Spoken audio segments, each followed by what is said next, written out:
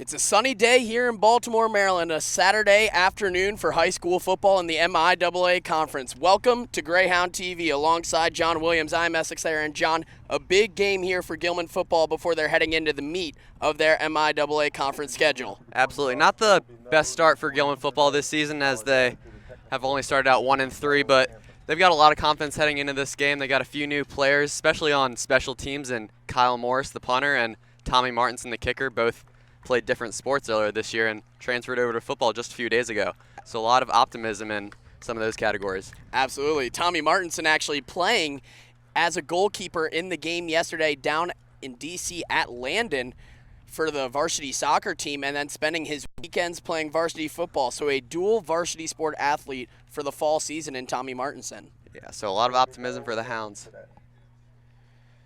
And as John said, a big game here for the Hounds. A lot of confidence coming into this game for Gilman, playing against a B conference team in the Archbishop Curley Friars. But John, no such small task here for Gilman today in Archbishop Curley. They are 3-0, undefeated coming into this game. Yeah, Curley's had a great start to this season. They beat Bishop O'Connell 35-0, Annapolis Area Christian School 47-15, and then Severn 45-7. So they themselves also have a lot of momentum coming into this football game. And for those of you doing the math at home, that means they are outscoring their opponents 127-22. So simply said, Archbishop Curley is scoring points and not giving up very many, which something that really can't be said here for Gilman heading into the middle part of their season, losing by a combined 79 points so far in 4 games this season. They are 1-3. They won their initial game against Riverdale Baptist 47-18, but since they have not won a game, losing to Loyola at home, Episcopal away, and Blair Academy at home in 3 consecutive weeks. So Gilman looking to get back on track here, as I said before, heading into the important part of their season, where in a week's time we'll see Gilman really hitting the important matchups in the MIAA with Mount St. Joe, Spalding, Calvert Hall, and of course McDonough. As we get ready to kick off here from Alexander Sotier Stadium at Edward Brown Field, Gilman Curley MIAA football on a Saturday afternoon. Gilman will receive to kick this game off in the backfield number 9, that is Kenny Green, also number 10, Rayon Lane. Kicking off here for Archbishop Curley, looks like that'll be number 7, Josh Knapp, listed as also a wide receiver and free safety on our roster. The whistle blows and we're ready to go. Curley to kick off. A high end-over-end ball will be taken here by Rayon Lane. Rayon Lane cutting to the right side down the middle. He gets a nice block before being taken down right at around the 22-yard line by actually the man who kicked the ball there for Curley, Josh Knapp. Rayon Lane, one of those pivotal players for the Hounds, plays both offense, defense, and special teams. You know, you can really see how good he is there, as he was swarmed by players at around the 16 or 17, but he still fought for those 3 extra yards, and that's the kind of player you're going to get out of Rayon Lane. And John, out comes the Gilman offense, led by freshman quarterback Matt Parker. Yeah, the true freshman quarterback for the Hounds. Got to have a lot of nerves in the first few games, but he's settled into his role and really looking to be a big player for the Hounds years. Matt Parker under center there, but to kick off this game, Gilman is going to have a false start penalty and move back 5 yards. John, Matt Parker has been pretty solid in his first few games here for Gilman with a 57% completion percentage. Yeah, that's pretty good for a freshman, I'd say, Essex. He had 21, he went 11 for 21 last game, not bad, a touchdown. Yeah, he's had 3 touchdowns already this year, 332 yards, so pretty good player out of Matt Parker. Parker under center, looking to his left. Looks like he might go deep here. Completed to Billy Spillman down the sideline. Spillman is running down the sideline, taken down at the 20. The senior tight end, Billy Spillman, with a big gain here to kick it off. What a great job by Parker. He was patient on that one. He was getting out of the pocket and just found Billy Spillman running down the side of the sidelines. Matt Parker taking his time on that play. Almost looked like he was about to pull the rock under his shoulder and run for it, but had Billy Spillman streaking down the right sideline and found him for a 60-yard gain. Parker will go under center once again on his far left. Number 81, Joshua Chung, the lone wide receiver. To his right, Lane at running back. Parker will hand it off to Lane, going down the left side, taken down for a short gain.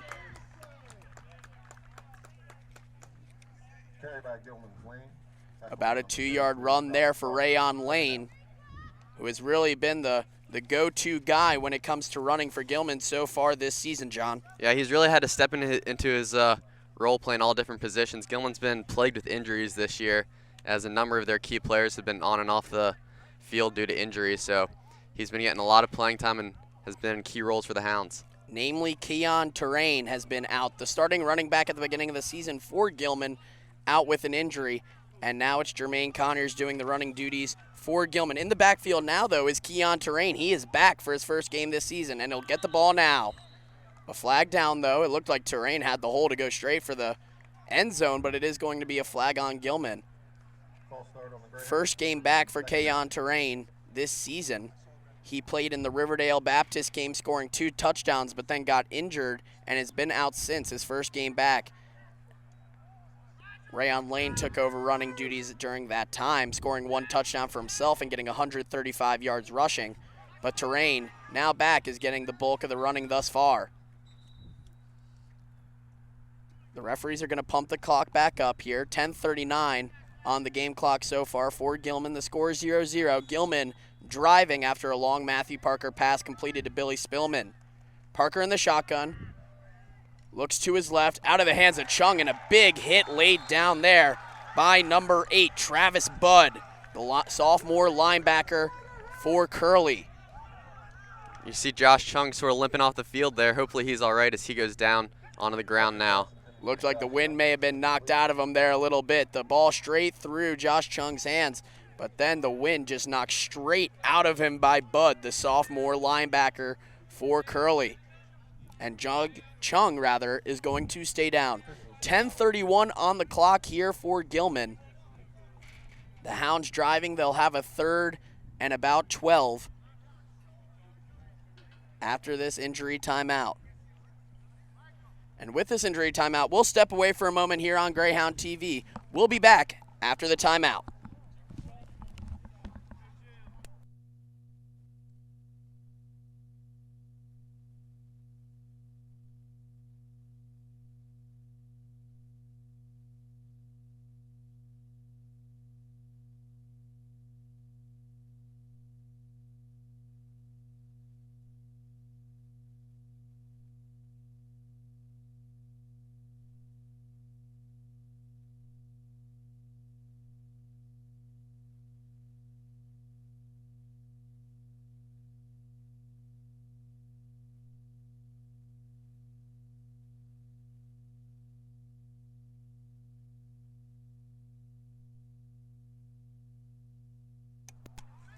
Back here from the injury timeout, Josh Chung, the injured wide receiver, walking off the field with the help of the Gilman training staff to come here for Gilman. A 3rd and long, about 14 yards to go for Matthew Parker. He's in the shotgun with Terrain to his left.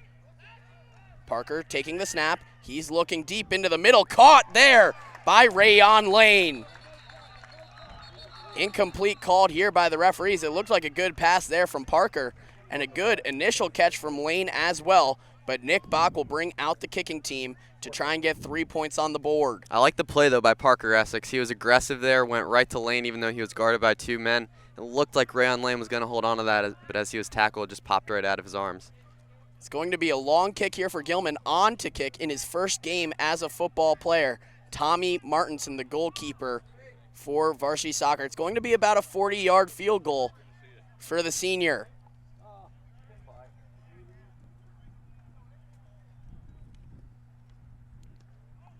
That one looks online, and it is good from Tommy Martinson. A 40-yard field goal from the Gilman kicker there to kick off his Gilman football career.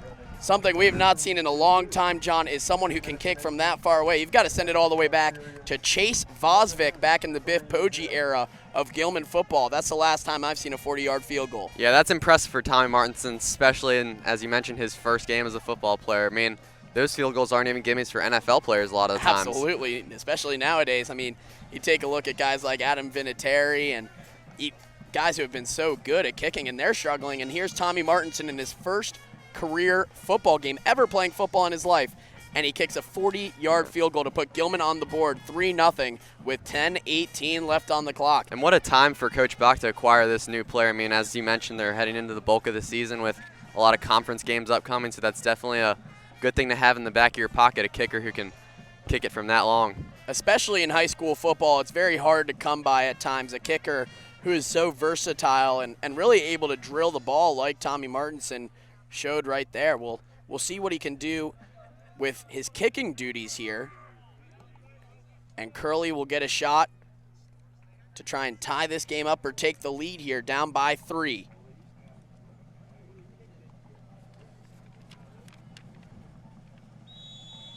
Martinson set to kick here.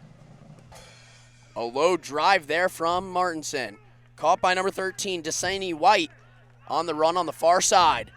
White has a hole. He makes it through the center of the field before taken down right around the 35-yard line by a whole host of Greyhounds, but it looked like Remy Reynolds was the first Gilman player in there to tackle the returner, White, the senior. Yeah, but great job by the whole Curley team on that return as the returner picked up some great blocks by his men. And so now Curley will have a crack here on offense.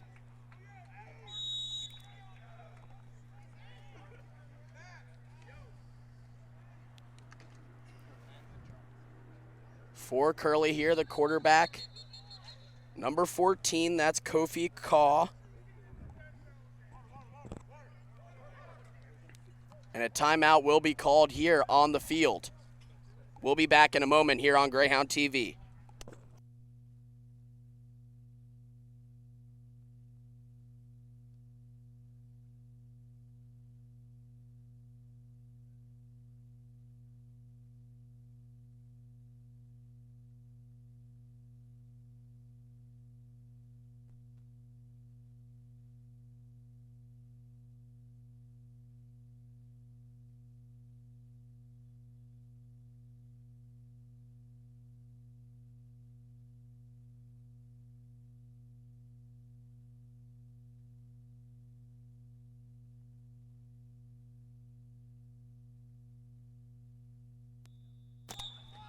Back here after the timeout from Gilman, quarterbacking for Curley, Kofi Kaw. Under center, he'll send it to his wide receiver in the middle of the field, number 22, Sazaiber. A 10-yard completion from Kaw to Sazaiber on first down for Archbishop Curley. Nice look by the quarterback there as he went right through the middle of the field. Billy Spillman took him down, but one thing I'm seeing so far this game, Essex, is both teams being really aggressive through the air. It's not something we see all the time in high school football. Lost it again.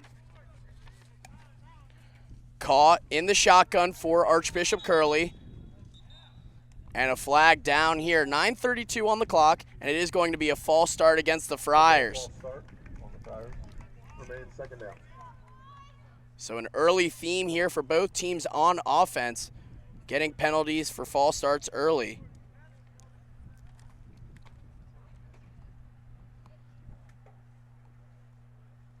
So Curley will back up with 9:32 on the clock.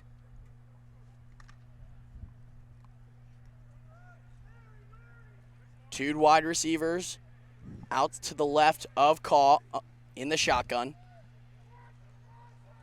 We'll send one to the left as well. Right through the hole is the running back for Archbishop Curley. He's making a long run there, a 20-yard run for number 24.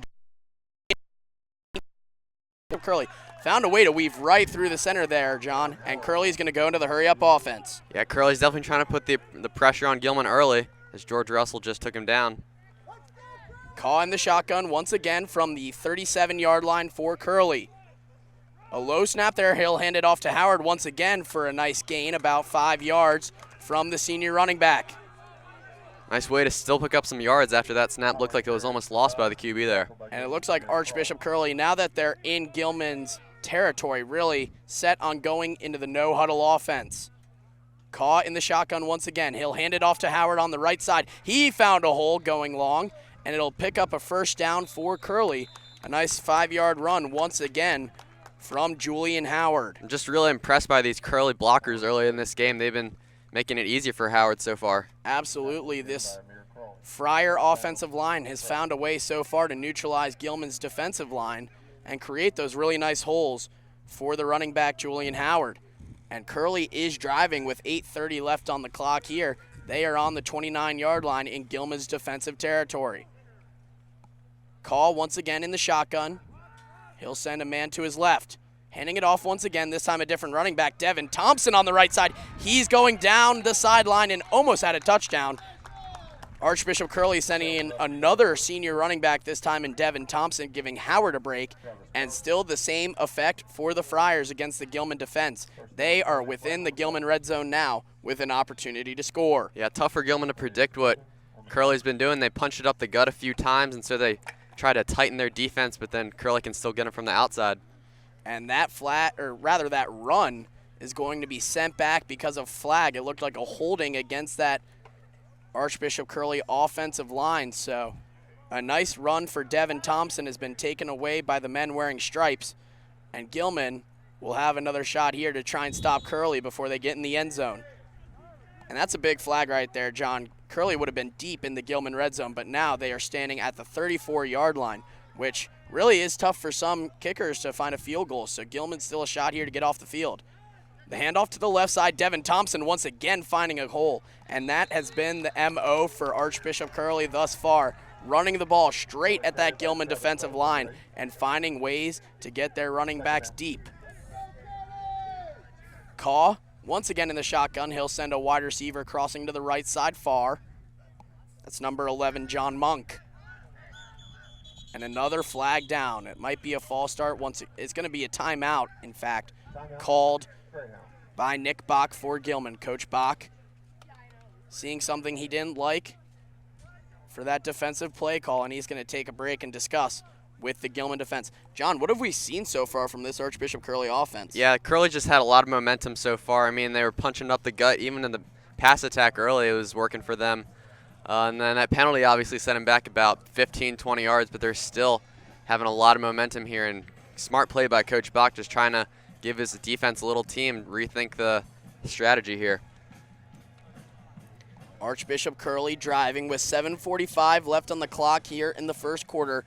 Gilman leading the Friars 3-0 early off of a 40-yard field goal from Tommy Martinson, the senior kicker.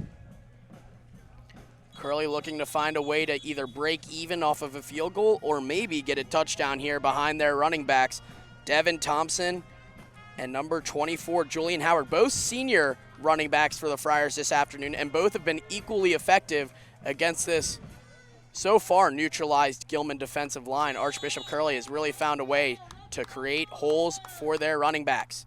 Call once again in the shotgun. He's going to have 3 wide receivers to his left. Handing it off to Thompson on the right side. This time, though, Gilman is able to take him down quickly for about a 2-yard gain. Looks like Coach Nick Bach was able to give some good advice to his players as Gilman's finally able to find a little solution to this Curley running. And this is also a big opportunity for this Gilman defense to get off the field. A 3rd and about 9 yards here for Archbishop Curley. Certainly maybe a passing down here for the Friars, trying to find a way to get a first down and continue this drive. And Gilman looking to get off the field and at least maybe force a field goal. Call once again in the shotgun, 2 wide receivers to his right, and he will in fact pass. He got number 11 for a first down. That is John Monk along the sidelines, and Curley's drive will continue. Great persistence by the receiver there. It looked like that was number 11 for Curley, John Monk. He was tackled around the, I want to say the 17-yard line, but still was able to get about 5 yards after that catch. So good job by the Curley receiver there. First down here for the Friars. Their drive will continue. Gilman with an opportunity there, squandered. Caught in the shotgun once again, 2 wide receivers to his left. He'll hand it off to Thompson, and that time tripped up by the defensive lineman, Gage Kreitz, his first tackle of the afternoon. Tackle by Gilman, 2 strikes. Second down. Devin Greenidge running onto the field now to bring another large defensive lineman to maybe stop the run here. He'll replace number 77, Stephen Gladys, who's also transitioned from only being on the offensive line to also playing defensive line for Gilman, playing both ways. Thompson getting the handoff once again on the right side, finding a nice hole for a gain of about 6 or 7 yards, getting closer to that first down stick. And it looks like the refs are going to place it right around the 5-yard line for Curley, and it'll bring up a 3rd and short. It's going to be on the 7-yard line. So about a 3rd and 5 here for the Friars. We'll see if they look to pass here, John, or if they just end up going straight back to those running backs that have been so effective as Julian Howard checks back in. Howard to the left of Caw. 3 wide receivers, rather. Caw looking to his right side. He's running. He's going to send it into the end zone, and touchdown for Curley. Caw found Josh Knapp in the center of the end zone to put the Friars on the board and give them the lead 6-3. Nice job by Knapp getting open as his quarterback looked like he was almost about to be sacked. But yeah, Knapp, one of those guys who's been showing himself on offense and defense as a big player for the Friars today. Caw had a lot of options there looking to pass. Gilman may have been expecting the run there, but Caw had 2 wide receivers to his left and Knapp to his right, and he found them, putting Curley in the lead. And the man who caught the touchdown pass is now looking to put the extra point through the uprights, and he does. Josh Knapp with the touchdown and with the extra point. Curley up 7-3 here, 5:16 left in the first quarter. And John, I have to say, I mean, what a drive there for Curley to kick off this game for their offensive side of the ball. Really just punching the rock straight at that Gilman defensive line. Yeah, it was a good drive for Curley. They started passing a little bit at the beginning of their drive, but then found their stride in their run offense. Were able to just power right through the Gilman defense. They picked up a few penalties that set them back, but they had a lot of momentum on that drive, and they ended up capping it off with that touchdown pass.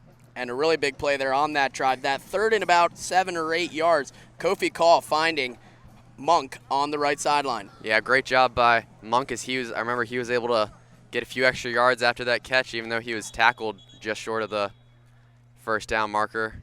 But yeah, one of those things about that last drive is it's a big indicator of how this game's going to be, and seeing how Curley will be able to respond to some of the pressure moments as they had 2 third downs they were able to convert on that drive. That junior to junior connection, Kofi Caw, the quarterback, and John Monk, the wide receiver.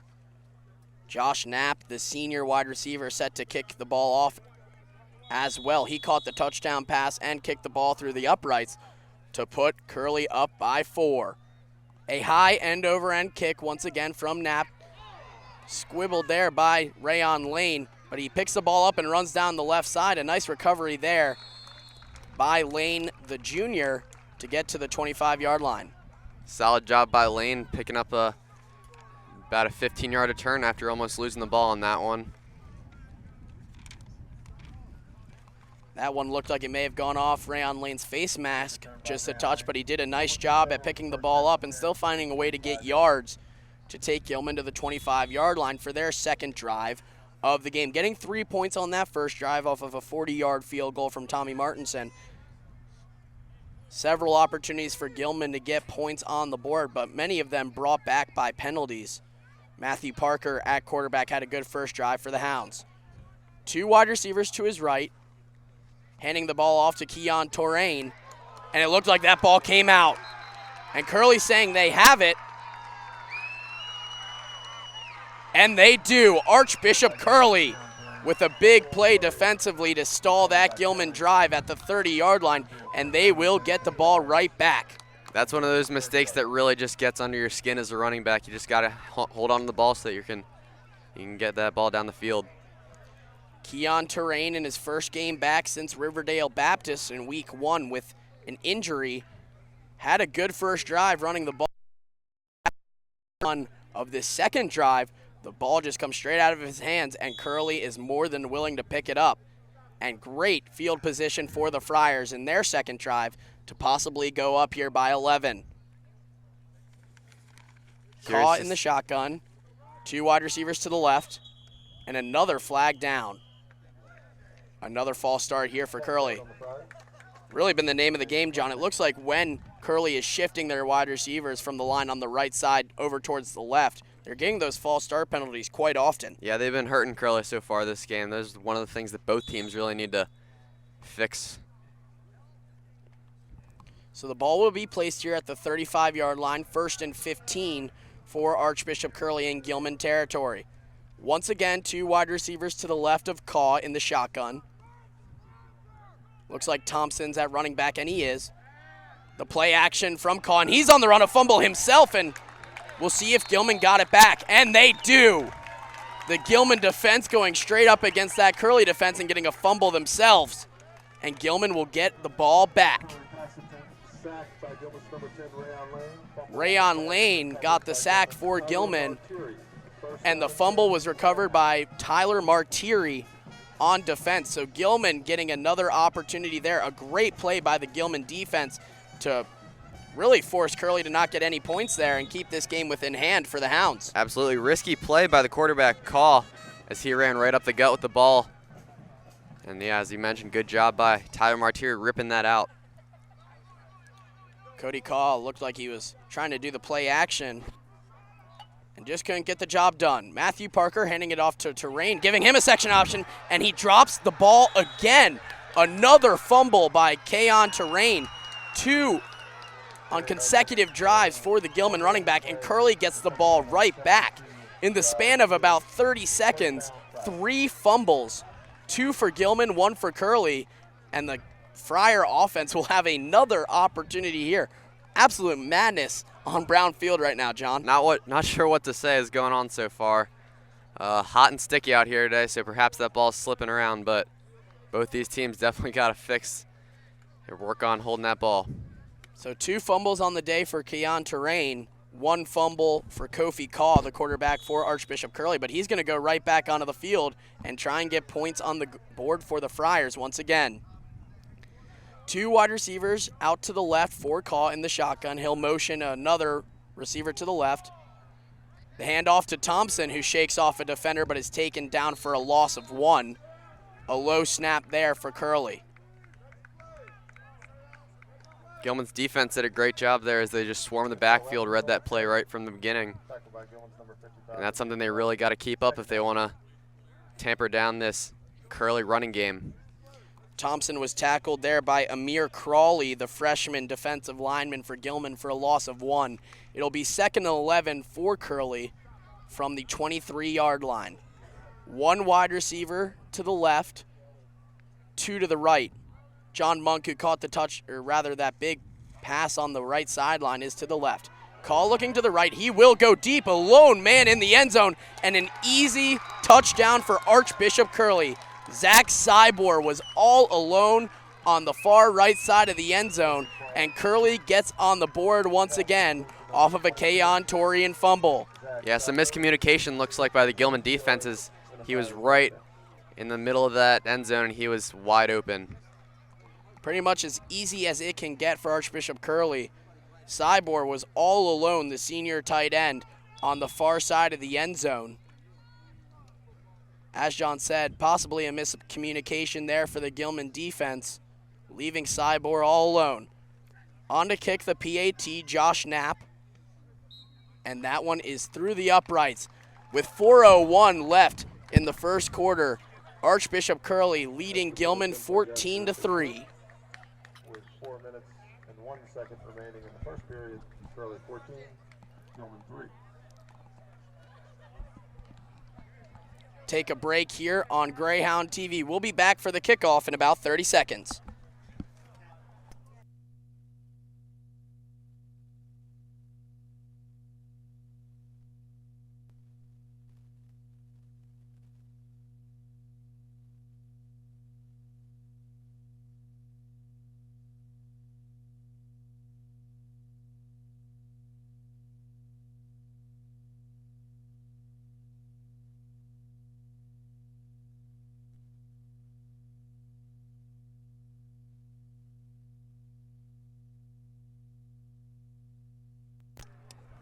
Back here on Greyhound TV, Gilman set to receive with Kenny Green and Rayon Lane in the backfield Josh Knapp set to kick for the Friars, leading here 14-3 with just over 4 minutes left in the first quarter. Knapp once again with an end-over-end kick in the direction of Rayon Lane, and this one is going to stay in bounds, so he'll have to run it back. Lane trying to find a hole, backtracking on the left side, and he will go out of bounds. That one a really tough play for Rayon Lane. He tried to let the ball go through the end zone to get a touchback, but the ball bounced back at the 1 yard line, and Lane had to readjust and try and find a hole to run through, doing nicely to even get to about the 17 yard line before going out of bounds. And John Gilman will have another crack here on offense after 2 repeated fumbles by Gilman's starting running back, Keon Terrain, and it looks like he's not going to go out on this drive. Yeah, so that's really just what we got to say about this Gilman drive. I mean, they've only had 3 so far. 2 of them ended in fumbles, so really just got to hold on to the ball for the Gilman offense right now. And it looks like Gilman's going to bring out a new running back in number 6, Jermaine Conyers. Parker will hand it off to Conyers on the left side. He's going down the sideline and will go out of bounds for a 4 yard gain, a flag down. That might be a late hit against the Archbishop Curley defense. Yeah, those flags were flying after the ball was already out of bounds. So Gilman already on their 3rd running back of the day. They initially went with Rayon Lane on the first drive, supplementing with Keon Terrain, who fumbled twice, and now Gilman looking to their 3rd running back in Jermaine Conyers.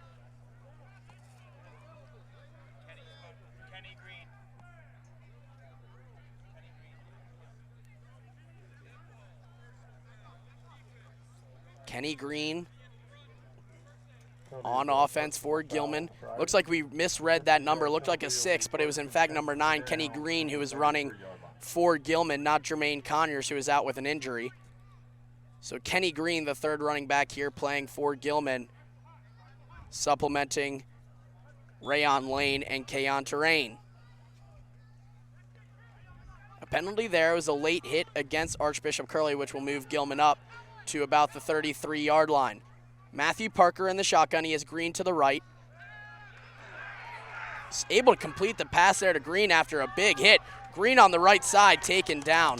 Parker just able to get the ball out before being absolutely laid out by number 18, Isaiah Brown, the senior defensive end for the Friars. Yeah, you could see that hit come before it even happened. Couldn't really see the number of the Friar on that one, who made that tackle, but he was coming right around the line and just drilled Parker in the back. Number 18, Isaiah Brown, hit Matthew Parker there. Parker in the shotgun. Kenny Green to his left. 3 wide receivers, 2 to the left. Parker looking deep in the direction of Colt Pierce, and that ball a little bit off to the left of the sophomore wideout. Pierce just trying to find the ball in the air. The sun is shining here in Baltimore today. Unable to locate that deep pass from Parker. Yeah, lucky that one wasn't intercepted, actually, as number 8 for Curley, Travis Budd, was closer to that ball than Pierce was. So a 3rd and long here for Gilman. About 20 yards to go for the Hounds. Parker in the shotgun, 2 wide receivers to the left. A short pass there to Billy Spillman, who's barely able to gain a few yards, and that'll bring on the punt team for the Hounds. Number 22, Billy Spillman, short gain, 4th down. 4th down and long here for Gilman.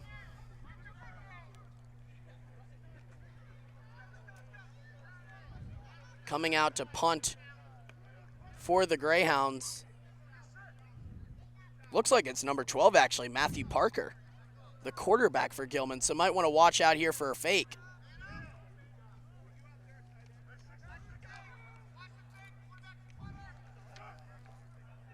Parker in the punting position. Might just be a pooch punt here. And it is. The punt there from Matthew Parker down the right sideline is going to go out just past the 50-yard line. So about a 20 to 30-yard punt there from the Gilman quarterback, Matthew Parker. And, John, you could actually hear over the headphones some of the coaches from the Curley sideline saying quarterback is the punter, watch out for the fake. But Gilman, with a little bit of trickery there on the pooch punt from Parker, just sending the ball away on 4th down. Yeah, interesting play call by Gilman earlier in this game, trying to mix it up a little bit, make Curley guess. Keep them on their toes here with Gilman down by 11. 2:06 left in the first quarter here from Brown Field. Curley with the ball once again from their own 48-yard line. Kofi Kaw in the shotgun. He'll hand it off to number 20. That's Sayu Elliott down the right sideline for a gain of 7 yards. That was a wide receiver sweep to the right side. Sekou Elliott, the slot wide receiver. He's a senior for the Friars. A flag down as the referees discuss. And it looks like it might be on the Friars as they're moving back.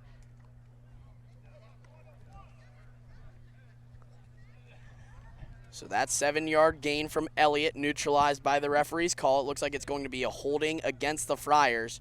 So it'll be a first down and about 16 to 17 yards here to go for Curley. Just continuous penalties on both ends of the field today, so that's something Curley could definitely fix. A lack of discipline for both teams on the offensive side of the ball thus far. Kofi Kaw, who has very much so favored the shotgun position on offense, is once again behind the center in the shotgun. He hands it off to Julian Howard on the right side. This time, Gilman's defensive line finds him quickly, only for about a gain of 2 yards. Julian Howard carries for a short gain. Curley finding that balance between Howard and Devin Thompson, both senior running backs in the backfield thus far. Thompson was the lead backer on the drive that saw the first touchdown for Curley, and then not much running going on for the Friars after that first pass on the second drive. That was completed to Zybor for the second touchdown. Curley looking to repeat that success on offense thus far. 3 wide receivers to the left. Looking deep is the quarterback, no good. Too long, looking for Zybor in the center of the field. Kofi Kaw looking to send that one deep towards the man who got him his second touchdown. But unsuccessful this time.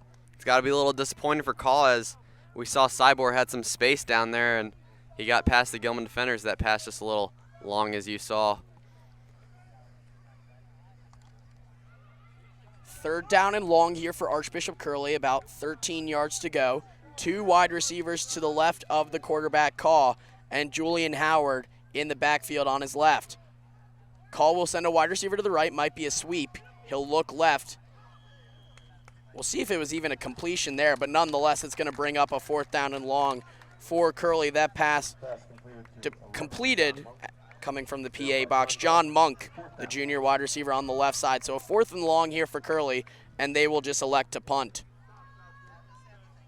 Great job by Gilman's defense as they got their strategy together, and Curley ended up with negative yards on that drive. On to punt here for Archbishop Curley. Josh Knapp, who has pretty much done all the special teams duties for the Friars thus far. To return for Gilman is number 32, Remy Reynolds.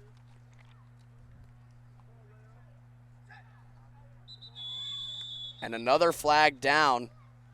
We'll see who it's against this time, and it is going to be an illegal formation against Archbishop Curley as the clock was running down here on the first quarter. 20.6 seconds left.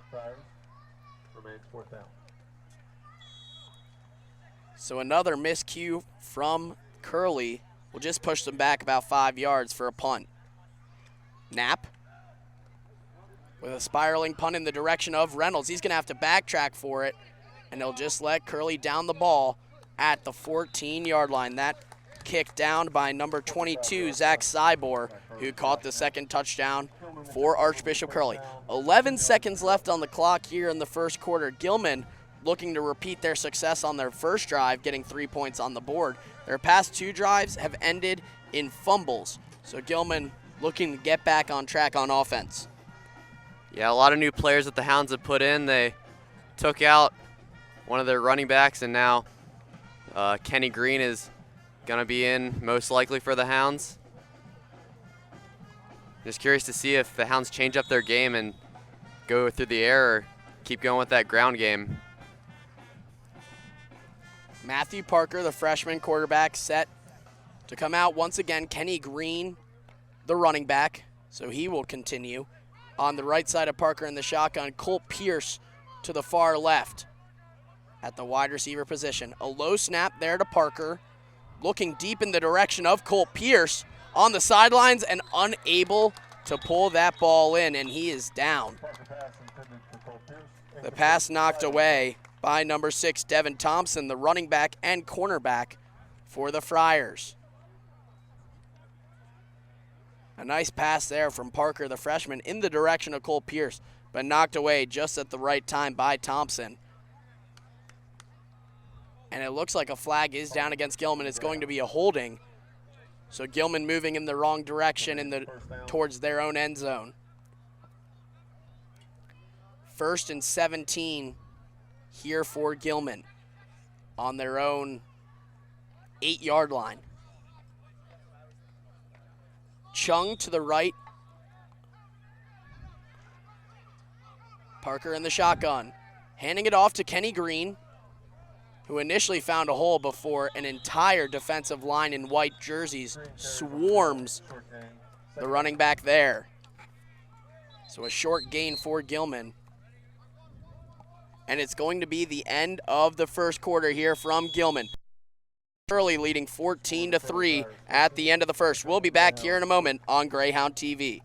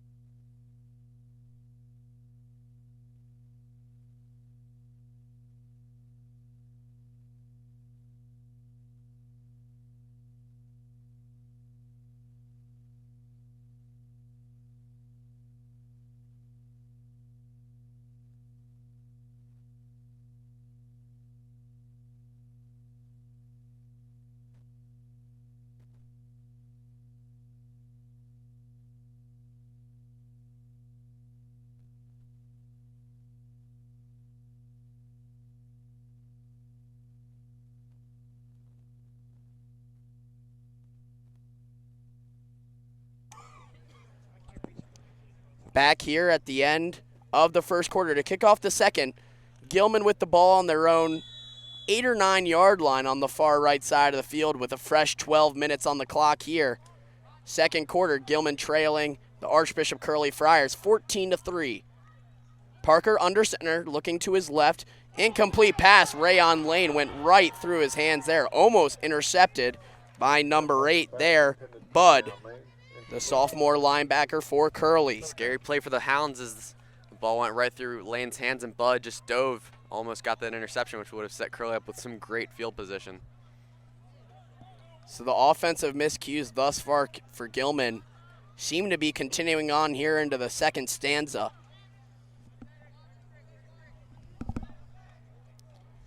Parker in the shotgun with a 3rd and long. 2 wide receivers to the left. He'll just give a nice little screenplay there to the running back for a short gain to bring up 4th down. And Gilman is once again going to bring on the punt team. The Hounds will be punting from their own end zone. And it looks like Parker might be set to punt once again. Interesting choice by Coach Bach, as we actually saw a new player for the Hounds, Kyle Morris, warming up his leg, doing some punts on the sideline in the pregame. So it leaves us to question whether this was the plan all along, if this is just some trickery from Gilman, or if Matthew Parker is now the de facto punter. That remains to be seen. But the past 2 punts have been from Gilman's own quarterback, the true freshman, as John likes to refer to him, Matthew Parker. and a delay a game there for Gilman, so they're going to move farther back into their own end zone. Delay a game. Gilman.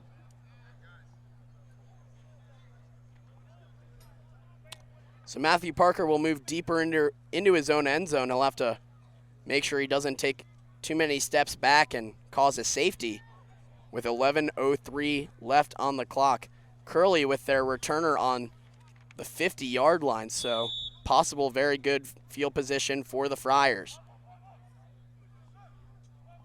Dasani White deep for Curley. A low driving punt there from Parker that gets a good bounce and past White rather. White makes a cut on the right side. He's still moving, and it takes a whole host of Gilman special teamers to take him down at the 37-yard line. 10:47 left on the clock here as Kofi Kaw, the junior quarterback for Curley, comes out once again with an 11-point lead. It's a great field position here for the Friars, and curious to see if they can capitalize on the momentum they've seemed to have on their last few offensive possessions. Other than that, they've been doing some good things on offense on the running game. It'll be important here for Curley to get some points, maybe to take some of the wind out of Gilman's sails. Kofi Kaw in the shotgun. He has Howard to his left, two wide receivers also wide to the left side. Kaw looking towards the middle. That pass incomplete in the direction of Denzel Evans, the junior slot receiver. A very nice play there actually from Curley, sending the far left wide receiver deep and then having the slot wide out go on a little crossing route to the left side. Created a little miscue there from the Gilman defense, a hole enough for Denzel Evans to have an opportunity at the ball. He just couldn't pull it in. Yeah, so good route running by Evans as he was wide open around the 20-yard line. Just disappointing for him. We saw that whole Curley sideline. Disappointed about that one. So a very nice play call coming in there from the Curley sidelines. Just the execution wasn't there for the Friars.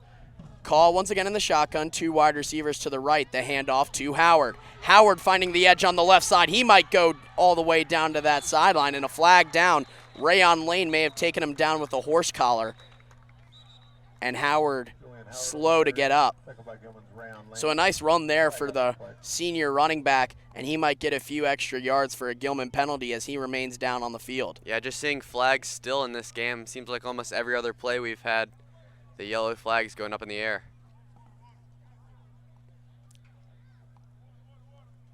And it looks like Howard will remain down. So we'll take a very quick break here on Greyhound TV. An injury timeout. We will be back. 10:32 left in the second quarter.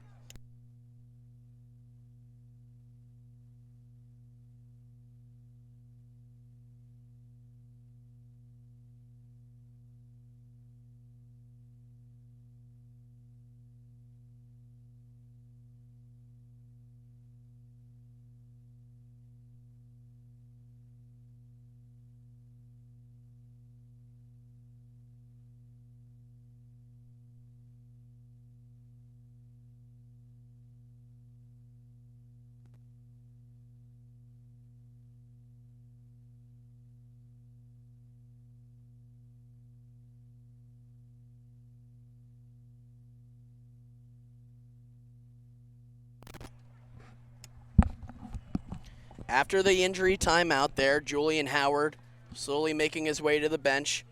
10:32 on the clock. Archbishop Curley driving. That run elongated by a unnecessary roughness penalty against Rayon Lane. He took down Howard with a horse collar. Kaw hands the ball off to Thompson going down the center of the field, just near the end zone, a little bit short there from the second senior running back with Howard out. Tackled by a host of Greyhound defenders. Second down and goal.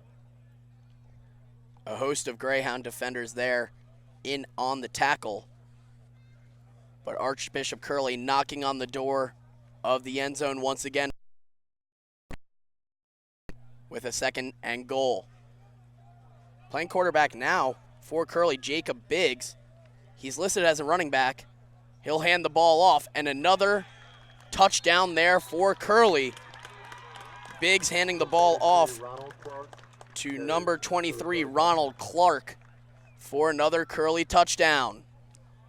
Gilman's just not been able to find an answer for this Curley offense as they've been pounding the ball on the ground and then finding some good yardage through the air. Gilman they started off pretty well, Essex. They had a solid first drive. They had Billy Spillman go about 60 yards and then ended with a field goal. Since then, they've just been a little slow on the ball. Josh Knapp with the PAT. He splits the uprights. And Archbishop Curley now leading 21-3. A touchdown run by the junior running back Ronald Clark to put Curley up by 18 points. And John, right at the end there to get that Curley offense, bringing in Jacob Biggs, the senior who's listed as a running back. He center in a quarterback position, maybe thinking a wildcat run straight through the middle, but in fact he hands the ball off to another new running back we haven't seen all day today in Ronald Clark, and he powers through and finds a way to get in the end zone. So a nice little wrinkle there from the Curley offense. Yeah, I mean, Curley's been pretty creative with their play calling today. They've had a lot of motion plays in the backfield, as well as that one we were talking about earlier where I think Evans was open around the 20-yard line. They weren't able to connect, but Curley's been creative in their play calls today. Absolutely. The preparation from this Archbishop Curley offense has been evident throughout this matchup so far. Good play calls all around, finding little holes in the Gilman defense and executing to get points on the board. This offense has been dominating thus far. Gilman has had spurts of success defensively, but not enough to really sustain a good defensive outcome. End over end there from Knapp in the direction of Kenny Green. Green on the left side. He found a hole on the sideline. That ball may have come out, but the referees are saying he was down before the ball was stripped by number 10, Jeremiah Lewis. And a flag down. It looks like there may have been some holding from the Gilman special teams. Curley was calling for it on the sidelines, and after the play we see a flag. We hadn't seen it during the course of play, but they might be bringing in the holding penalty now as the referees get together to discuss. Nonetheless, that run was about 20 or so yards from Kenny Green on the near sideline to take the Hounds to the 27-yard line. With 9:45 on the clock here in the second quarter, Gilman trailing the Archbishop Curley Friars 21-3. The referees taking their time to discuss this flag.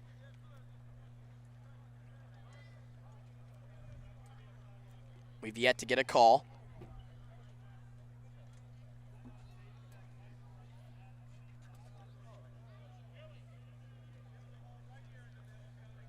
That's what it is. Okay, so they are in fact going to call it a hold against Gilman on the return. The reason we were waiting so long was there was a pretty prolonged discussion there between the referee and the head coach for Gilman, Mr. Nick Bach, disagreeing with the call there coming from the Gilman sidelines, and the referee explaining himself to the Gilman head coach.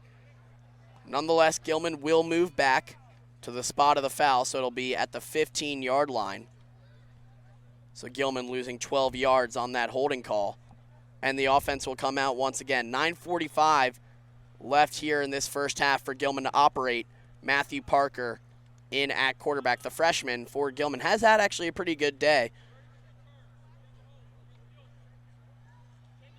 But Gilman has been running the ball a consistent amount in this second quarter.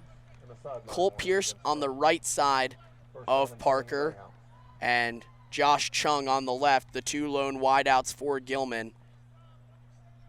Rayon Lane in the backfield. Parker under center. He will hand it off to Lane going to the right side. Rayon Lane upended there by a Curley defenseman. It looked like he stayed on his feet momentarily, but he was taken down nonetheless, according to the referees. Devin Thompson in on the tackle on a cornerback rush, taking down Rayon Lane for a gain of 3.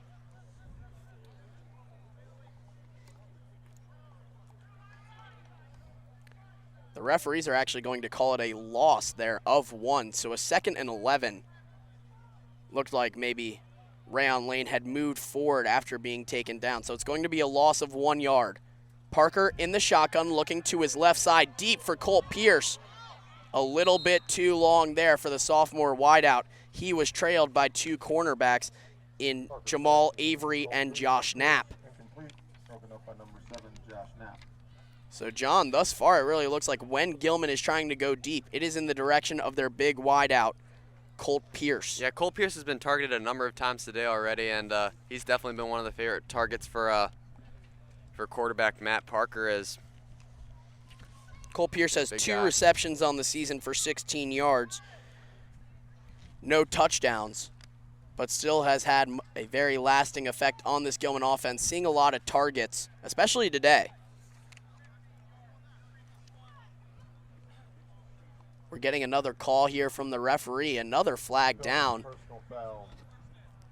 this time in the favor of Gilman. Result of the play will be a first down, Greyhound. There's a personal foul against Archbishop Curley that will move the ball forward 15 yards. So a real saving foul there for Gilman, taking the ball all the way up to the 31-yard line. Not sure where that personal foul was committed, but Gilman will get a fresh set of downs and move up 15 yards. those are things you really need to break your way at this point in the game for Gilman, as anything helps.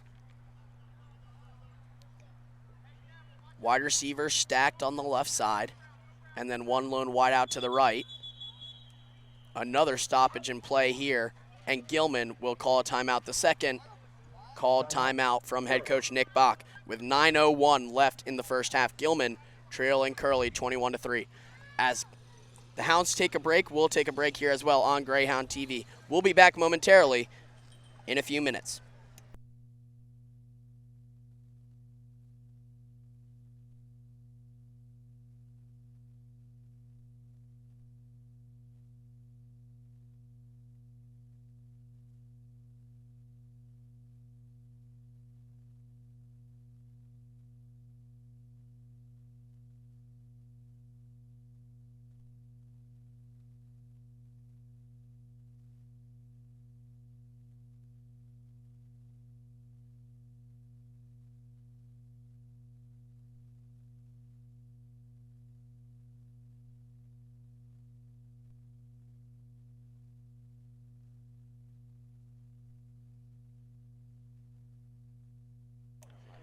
Back here on Greyhound TV after the timeout called by Nick Bach with 9:01 left on the clock. A 1st and 10 here for Gilman. Matthew Parker under center. Parker hands the ball off to Rayon Lane for a sizable gain, about 6 or 7 yards, finding a way to cut through that Curley defensive line. Second down and 4. Gilman trying to establish a running game here late in this first half as Kenny Green checks in.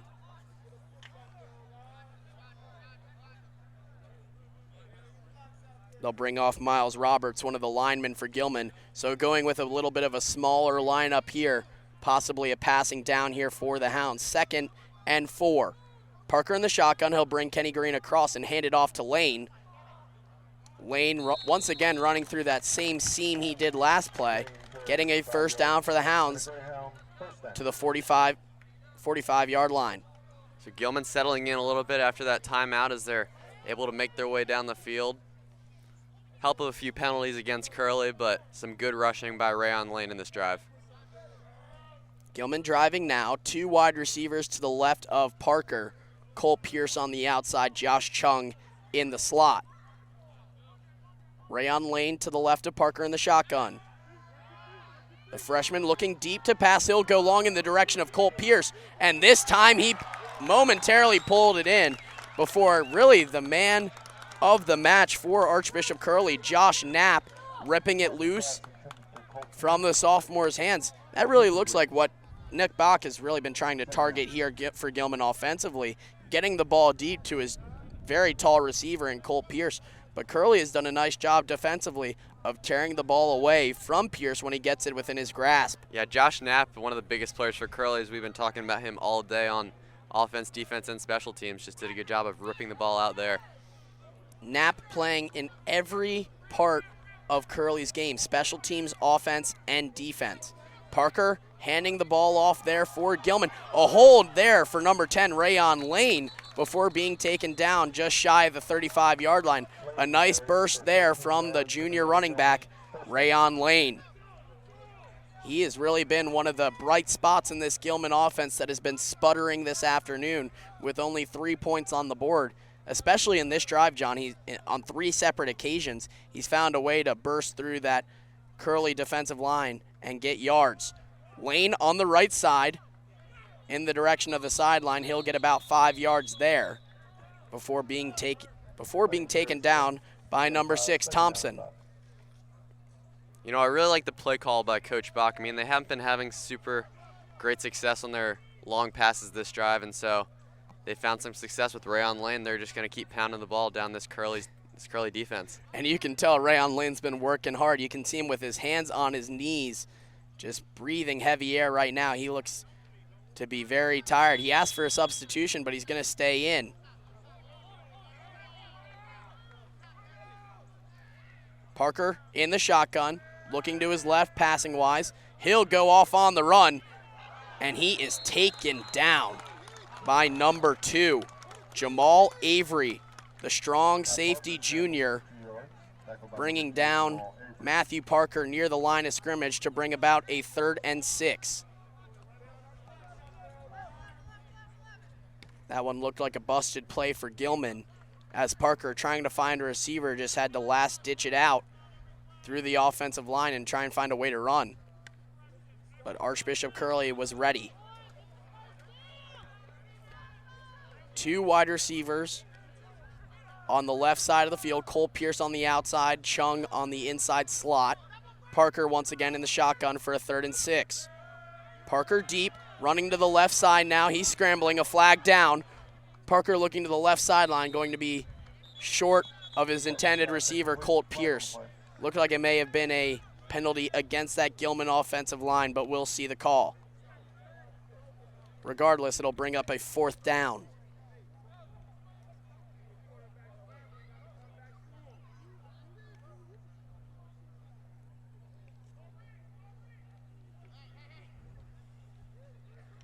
It is going to be a flag against Gilman, as the entire blue jerseyed men are backing up.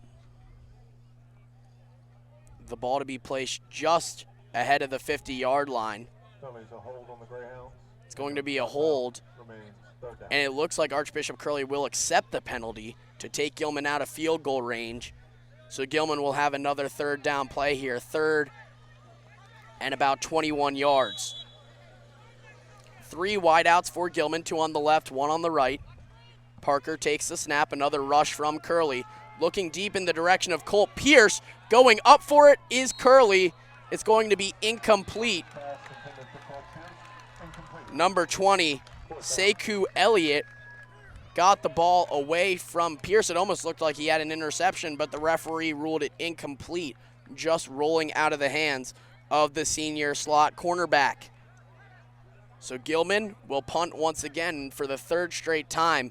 Matthew Parker, the freshman quarterback, will take over kicking duties for Gilman. And Knapp will be back to receive for Curley. 6:26 left on the clock here in the first half.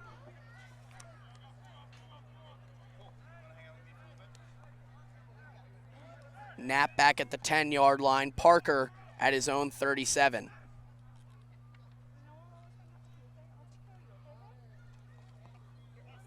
A nice punt there from Parker.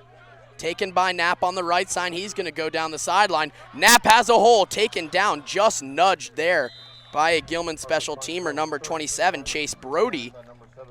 It looked like Knapp could have gone all the way, but the sophomore able to nudge him just enough to send him down to the turf. Yeah, important one by Chase Brody, as it looked like that was going to go to the house if he wasn't taken down there.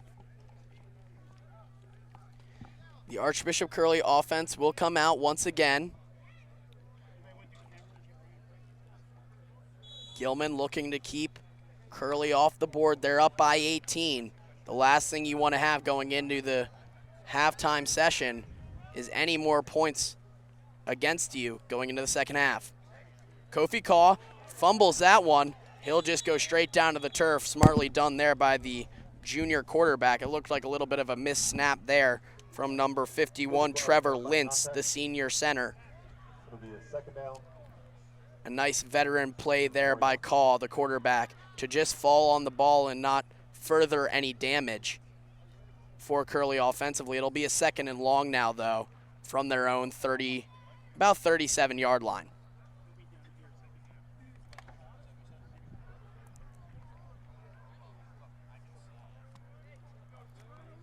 Second and 20 for Curley. One wide receiver on each side of the quarterback. Call handing the ball off to Thompson, who found a hole down the right sideline before being taken down by Kayon Terrain, coming up from that strong safety position.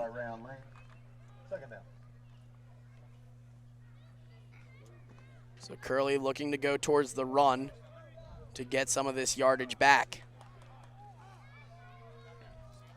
3rd and 16 here for the Friars.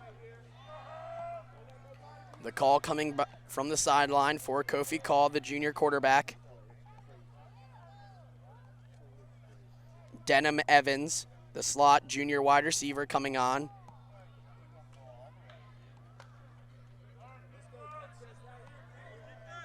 Evans on the right side, Monk and what probably is his brother on the left side, and 2 Evans on the field for Archbishop Curley, Denham and Denzel. Timeout. And a timeout called by Archbishop Curley with 4:41 left here in this first half. Maybe taking another look at this Gilman defense before trying to get the first down. About a 3rd and 16 here for the Friars. We'll see if they're going aggressive, John, or a little bit more of a subtle handoff, just giving the ball back to Gilman, but with maybe a more, appropriate field position, with Curley up by 18 here just before halftime.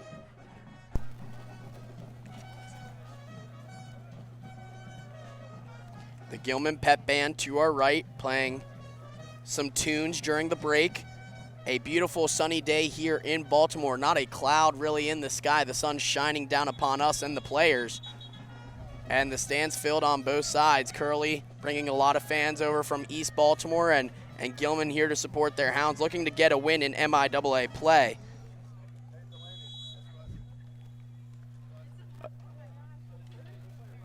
A 3rd and 16 here for Curley. 3 wideouts, 1 to the left, 2 to the right for Call in the shotgun. He'll hand it off to Thompson. Thompson breaking through. He's got a first down and more. Gilman not expecting that play call there, as maybe Curley was just trying to subtly run the ball. But they got a first down in the process. Devin Thompson breaking free for a 21-yard gain before being taken down by Rayon Lane. Fresh set of downs here for the Friars in Gilman territory. Some explosive plays by the Curley offenses put Gilman in a tough position late in the second quarter here. Just over 4 minutes and counting left here in this first half. Curley driving, looking to get more points on the board before the half. Caw in the shotgun, 2 wide receivers to his right. He'll send another from the left. Handing the ball off to Howard on the left side, driving through and tackled by Kenny Green for a modest first down gain. Roughly 2 to 3 yards there from Howard, the senior running back. So good job by Kenny Green to cap a little bit of this Curley momentum, only letting up about 3 yards on that run. Part of this might be Archbishop Curley also trying to run out the clock a little bit here. 3:30 left in this first half, and maybe trying to get points on the board without really giving Gilman an opportunity to get the ball back and do anything substantial. Yeah, obviously don't want to give Gilman any good reason to be excited going into half. Call handing the ball off once again to Howard, and Gilman was ready. Gage Kreitz coming out of the defensive line to take down the senior. Gilman certainly sniffing out that one and taking down the run.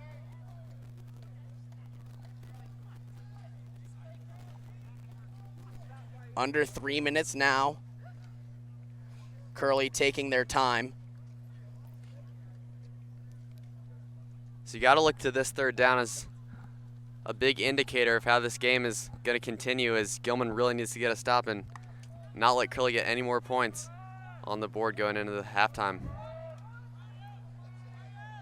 Under 3 minutes now. Caw in the shotgun will hand it off to Howard once again, who juggled the ball momentarily before being taken down by Terrain. So Gilman will force a 4th down here for Curley. 4th down. We'll see what the plan is for the Friars with about a 4th and 7 from the Gilman 31-yard line. Yeah, that awkward spot for an offense where it's too long for a field goal, but seems too short for a punt. So Curley has some room to work with here. Only about 7 yards to the 1st down line. And they certainly have to be careful here, John. They don't want to give Gilman an opportunity here at the end of the half with good field position. And it looks like they're going to call a timeout with 1 second left on the play clock, and they'll talk it over. 1:50 left here on the game clock in the first half as we take a break. Curley calling a timeout before they'll either go for it on 4th down or punt it away from the Gilman 31. We'll be back here momentarily on Greyhound TV.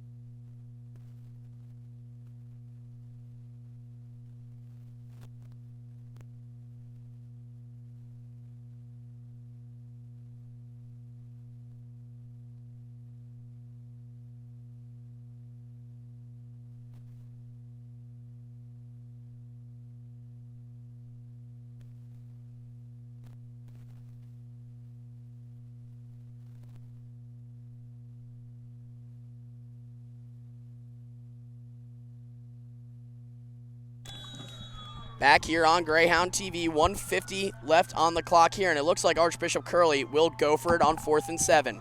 Caw in the shotgun, looking to his left, going long there, almost completed there in the direction of Devin Thompson, his senior running back, on a little end around all the way from the backfield, but nicely trailed there by Gilman, number 18, Ian Evans, the freshman linebacker.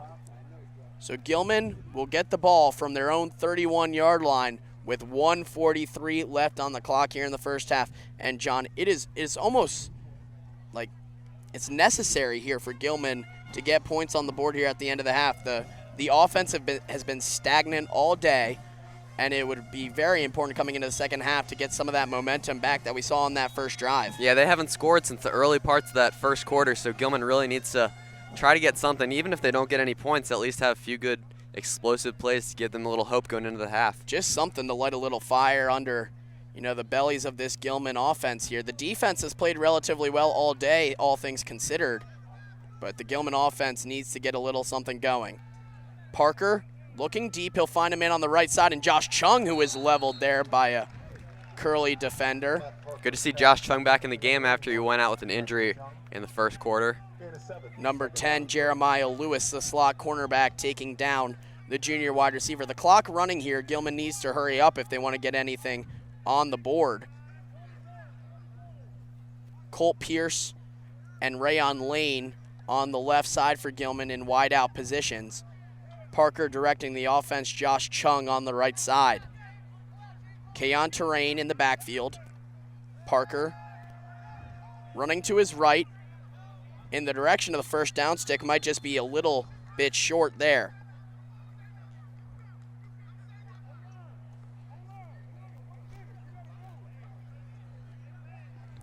So just short of the first down for Gilman. It's going to be about 3rd and 1, 3rd and 2 here with 59 seconds left on the clock. Gilman's going to start needing to look deeper if they want to get points on the board, or at least get, within range of Tommy Martinson's soccer-trained leg. Parker set to pass, looking in the middle of the field. Completion there before being leveled, and the ball comes out. Matthias Stretch Carroll with the catch. But all day, Archbishop Curley has found a way to jar balls loose from wide receivers, and they do it once again. And that'll bring up 4th down for Gilman, so decision time once again, and they are going to punt it with Matthew Parker. Yeah, you got to be smart here. I mean, there's still some clock clock left for Curley to work with if they get the ball back with good field position. It's a short down and distance here for Gilman, about 4th and 3, so possibly watch out for the fake. Parker will take the ball and driving end over end punt here down towards the 25-yard line. The return continues on for Knapp, a flag down, and Curley gets all the way to their own 42-yard line. 33-yard punt by Parker. Flag after the return. A flag down, 39.5 seconds left in this first half. We'll see what Curley can do and even where the ball will be on the field based upon who this flag goes against. Curley will take over with the first down.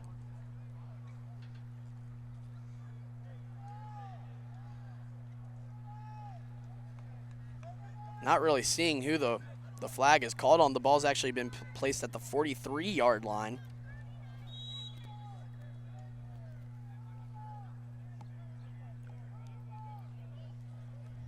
The referees decided to take the flag away from that play. There was initially a flag down, but they called it off. 39.5 seconds left here in the first half. Curley looking to get a few more points on the scoreboard to our right here at Sotier Stadium. Kofi Kaw, the junior quarterback, in the shotgun, trips to the left. Bringing a wide receiver across is Kaw, looking deep towards the middle, just over the head of his intended receiver, Cybor. And once again, John, it's the same thing we've seen a lot of times here for this Curley offense. The wide receivers are able to get open, but just sometimes the ball is a little off, and the possibility for a completion is neutralized just by a missed pass. Yeah, we've seen a lot of that today. I mean, Curley receivers have been open throughout this entire game, but the quarterback Kaw has just not been able to hit his men. By all means, he's done enough to get points on the board for Archbishop Curley, but there have been opportunities missed by the junior quarterback, and it looks like, based on their formation, the Friars are going to kneel and we're going to go to halftime. And he does.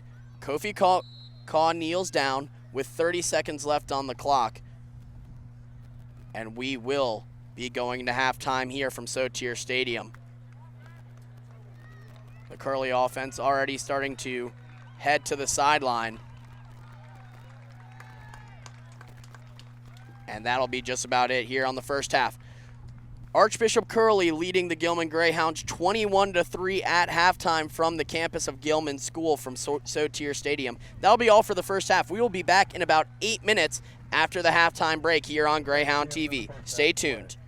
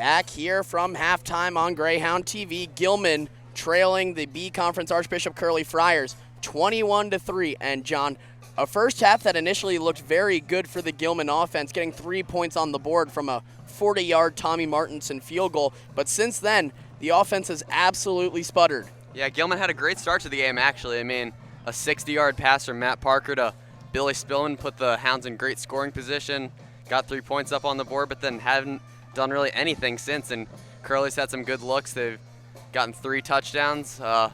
Just not a lot to be said for this game, as Gilman hasn't been able to find their footing, and Curley just had all the momentum so far today. And also the story of the game really has been fumbles offensively for both squads. Yeah, we've seen about 4 fumbles today already at least. Gilman had 2 in a row, 1 possession, and then Curley 1 in between both of those. So both teams just not able to hold on to the ball. I mean, we mentioned it's a hot day, ball may be slippery, but it's just really imperative for the Hounds to keep possession and not give it away in any turnovers. And absolutely, something on the Archbishop Curley side of the field here that's really, I thought, been of note thus far today is the versatility of the senior number 7, Josh Knapp. Yeah, Josh Knapp has been showing himself in all facets of the game today. He's been doing offense, defense, and special teams. He's actually one of their best wide receivers, one of their best safeties, I think he plays, and then he's also the starting kicker. So he's been a big help for the Curley team so far today. Yeah, and perfectly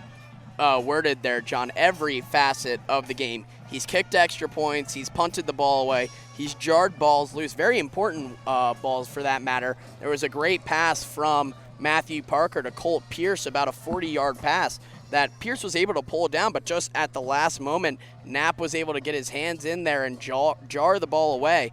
And then obviously catching balls on offense from the quarterback, junior number 14, Kofi Kaw. Every facet of the game. Yeah. He has been the defining factor of this Friar team. I believe he really has caused some of this success that the Friars are seeing on this field in a game that, John, multiple people have said that one would expect this to be a more competitive game for this Gilman football team. Curley being a B conference team, a formidable opponent though, being undefeated and outscoring teams by about 100 points. But nonetheless, a game that one would, at least on paper, see Gilman, more competitive, but we'll have to see how things go in the second half. Absolutely. It's Coach Bach definitely telling his team that it's not over. It's only a 3-score game. Definitely in high school football, anything can happen. Absolutely. Gilman looking to get back on track. Their defense has been pretty strong thus far today, holding Curley to 21 points on what must have been at least 8 or 9 possessions. The offense holding Gilman back thus far, but always room to improve. On that first drive, as we mentioned before, Gilman did a fantastic job. That 60-yard bomb from Parker to tight end Billy Spillman, that really was the the catalyst for that first scoring drive for Gilman. That 40-yard field goal from Tommy Martinson. But something that we actually didn't mention but was noticed early on, Billy Spillman had to be taken into the training room by the Gilman training staff and just recently came back onto the field. He hasn't played since, but we'll see if the Hounds bring him back out for the second half. Down by 18 here, Archbishop Curley traveling over from East Baltimore this afternoon and currently hold an 18-point lead away from their home on the other side of the city. 18-point lead. Curley looking to come out of Gilman with a big win. A B conference team over an A conference team would be something that they could go home to be proud of. And Gilman looking to come back and make a statement win and maybe turn around their season heading into a schedule that is looking very, very tough. Away at Haverford, home against Mount St. Joe, away at Spalding, home against Calvert Hall, and away against McDonough in the annual Gilman-McDonough Showdown. That is just about as hard as a schedule can get for the remainder of their season. Gilman could really use a win and something to really hang their hats on before playing some more formidable opponents. Yeah, the MIA is just looking really strong this year. All those teams you mentioned, Calvert Hall, MSJ, among the best of them. So any momentum Gilman can get, especially squeaking out a win here, would be really helpful going into the rest of their season. McDonough got a win last night against Bullis and Archbishop Spalding drop their matchup against Our Lady of Good Counsel. The kickoff there from Tommy Martinson down the right sideline, going to go out of bounds, and a flag down. It'll be a penalty there off the kick from Martinson, and rather Archbishop Curley will start with the ball at their own 40-yard line. At least according to NFL rules. We'll see where they put the ball.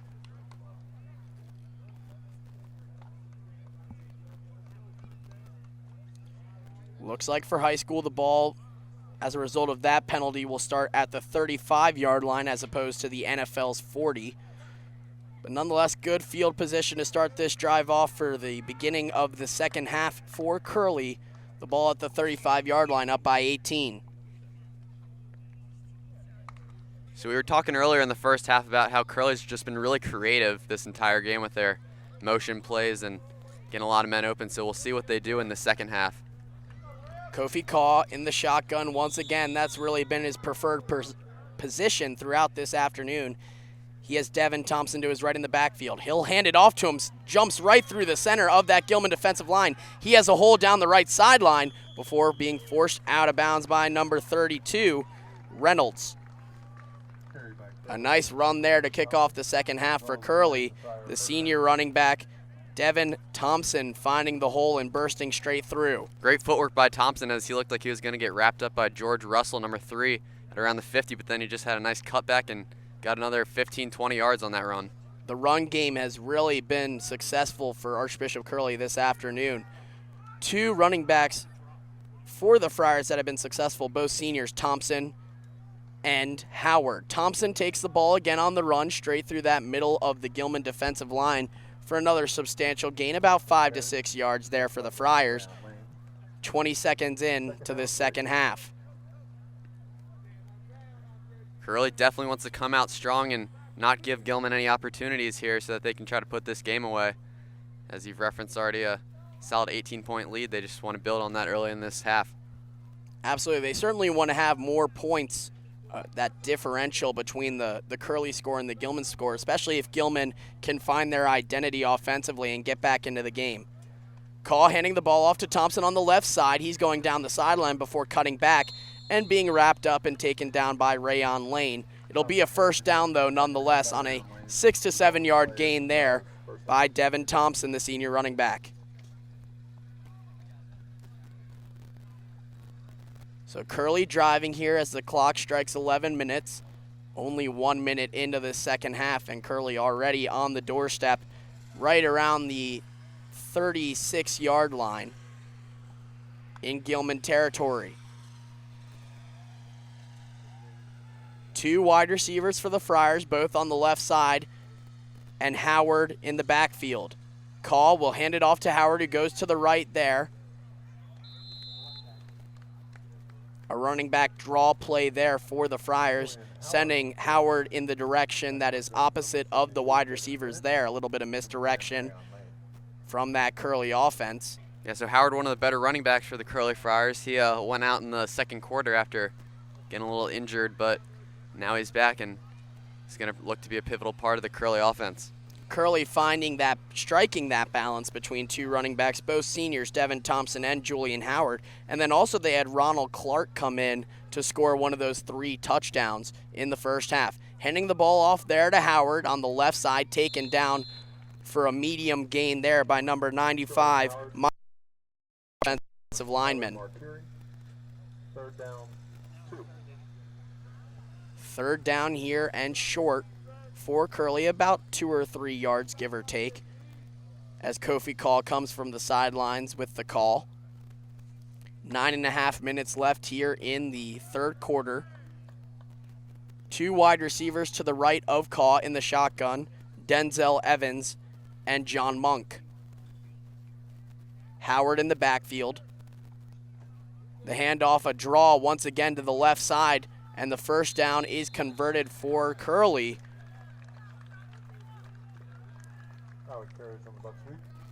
Howard on the run, gaining 5 yards. Not super diverse in the play calls by the Curley offense this drive, as they've done that draw play about 3 or 4 times already, but I mean, it's working for them. It's effective. So might as well keep going to it. Really, that is something to watch out for. Curley sending 2 wide receivers to one side of the ball and then running it to the other. We'll see if they do it again with 2 wideouts on the right. And Thompson in the backfield. This time he would go to the left if they do in fact draw. Under 9 minutes left here in the first quarter, or rather the third quarter. A fresh set of downs here for Curley. The draw play once again. Thompson on the left side. He's on the run. He broke through a few tackles and a touchdown for Curley. The draw play works again for the Friars, and 27 points on the board thanks to the running back number 6, Devin Thompson, who broke a few tackles. It's really good vision by Thompson. As it looked like a few Gilman defenders were going to wrap him up, but just had a few good step backs and found his way into the end zone. So 4 straight draw plays there from Archbishop Curley. Could almost see it in the formation with 2 wideouts on the right. One would assume that Curley was going to run it to the left, and they did, and got 6 points on the board before a blocked PAT attempt there. So only 6 points on the board for that play. Gage Kreitz got the block and is shaking out his left hand. Clearly got the meat of that ball right against his left hand. But he blocked the PAT, so with 8:42 left here in the third quarter, the Curley Friars lead the Gilman Greyhounds 27-3.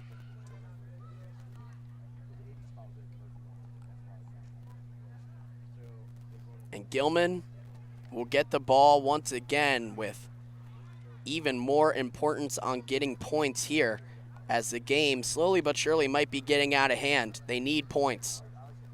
Yeah, that's it, Essex. I mean, we referenced earlier they've not been able to score since early in the first quarter, so Gilman needs to just find any way to get the ball downfield. Set to kick off here for the Friars, Josh Knapp.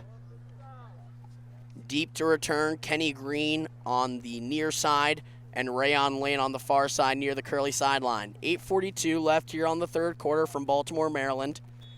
Curley leading Gilman 27-3 in this conference matchup. That ball in the direction of Kenny Green deep. He takes it at the 5-yard line and runs down the left sideline. Kenny Green bursting through, and once again, this is the second time it's happened today, Josh Knapp coming all the way from his kicking position to make a special teams tackle. He did so again there on Kenny Green. It's just really impressive how this kid, Josh Knapp, is able to continue to be such a good player. I mean, he's on the field for every single play. I don't know how he doesn't get tired at this point in the game. Especially with the sun beating down. I mean, it's hot up here, so we can't imagine on that turf field playing every single down. Certainly a spectacular performance by Josh Knapp, the senior. A nice tackle there sees Gilman start their offensive drive on their own 27-yard line. Matthew Parker, the freshman quarterback, under center. Kayan Terrain in the backfield. The play action looking deep. He has Rayon Lane open. And complete. Rayon Lane caught it at the 30-yard line. He's going to break through. Touchdown, Gilman. And that's exactly what we needed to see from that Gilman offense. An explosive play to put some points up on the board, as Rayon Lane was able to jar the ball loose from his Curley defender and get it into the end zone for 6. Yeah, it looked like the cornerback there, number 20, Sekou Elliott, almost had the ball in his grasp, but Rayon Lane said, no thank you, I'll take that to the house for 6. Gilman now down 27-9, 8:22 left in the third quarter, and that's exactly what the Hounds needed there. A nice pass from Matthew Parker, who's excited on the sidelines, and Gilman maybe has that momentum to get back into this game. A whole lot of time left on the clock. Cole Frank on for the PAT. A line drive straight into his own lineman's behind, and Gilman will only get 6 points on that drive. With 8 minutes and 22 seconds remaining in the third period. But yeah, Rayon Lane, known for his explosive plays. I mean, last week against Blair Academy, he had about an 80-yard touchdown run. That was their only score of the game. But definitely a pivotal player for the Gilman Greyhounds is Rayon Lane. So Gilman now down 27-9. So we're still stuck in an 18-point deficit that we saw at halftime. Both teams coming out of the halftime break, scoring a touchdown but missing the extra point. So still that 18-point deficit applies here. 8:22 left in the third quarter. Tommy Martinson set to kick for Gilman. Dasani White, the senior running back and linebacker for Curley, ready to return. He stands at the 10-yard line now for the Friars.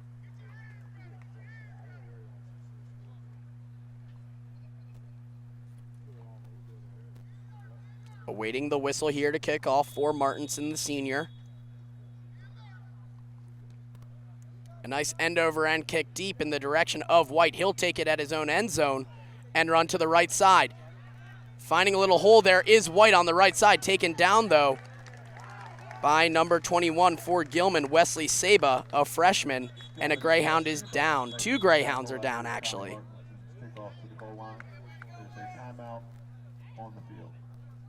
Two Greyhounds are down after that return. So we'll take a quick injury timeout break here on Greyhound TV. We'll be back, 8:13 left in the third quarter.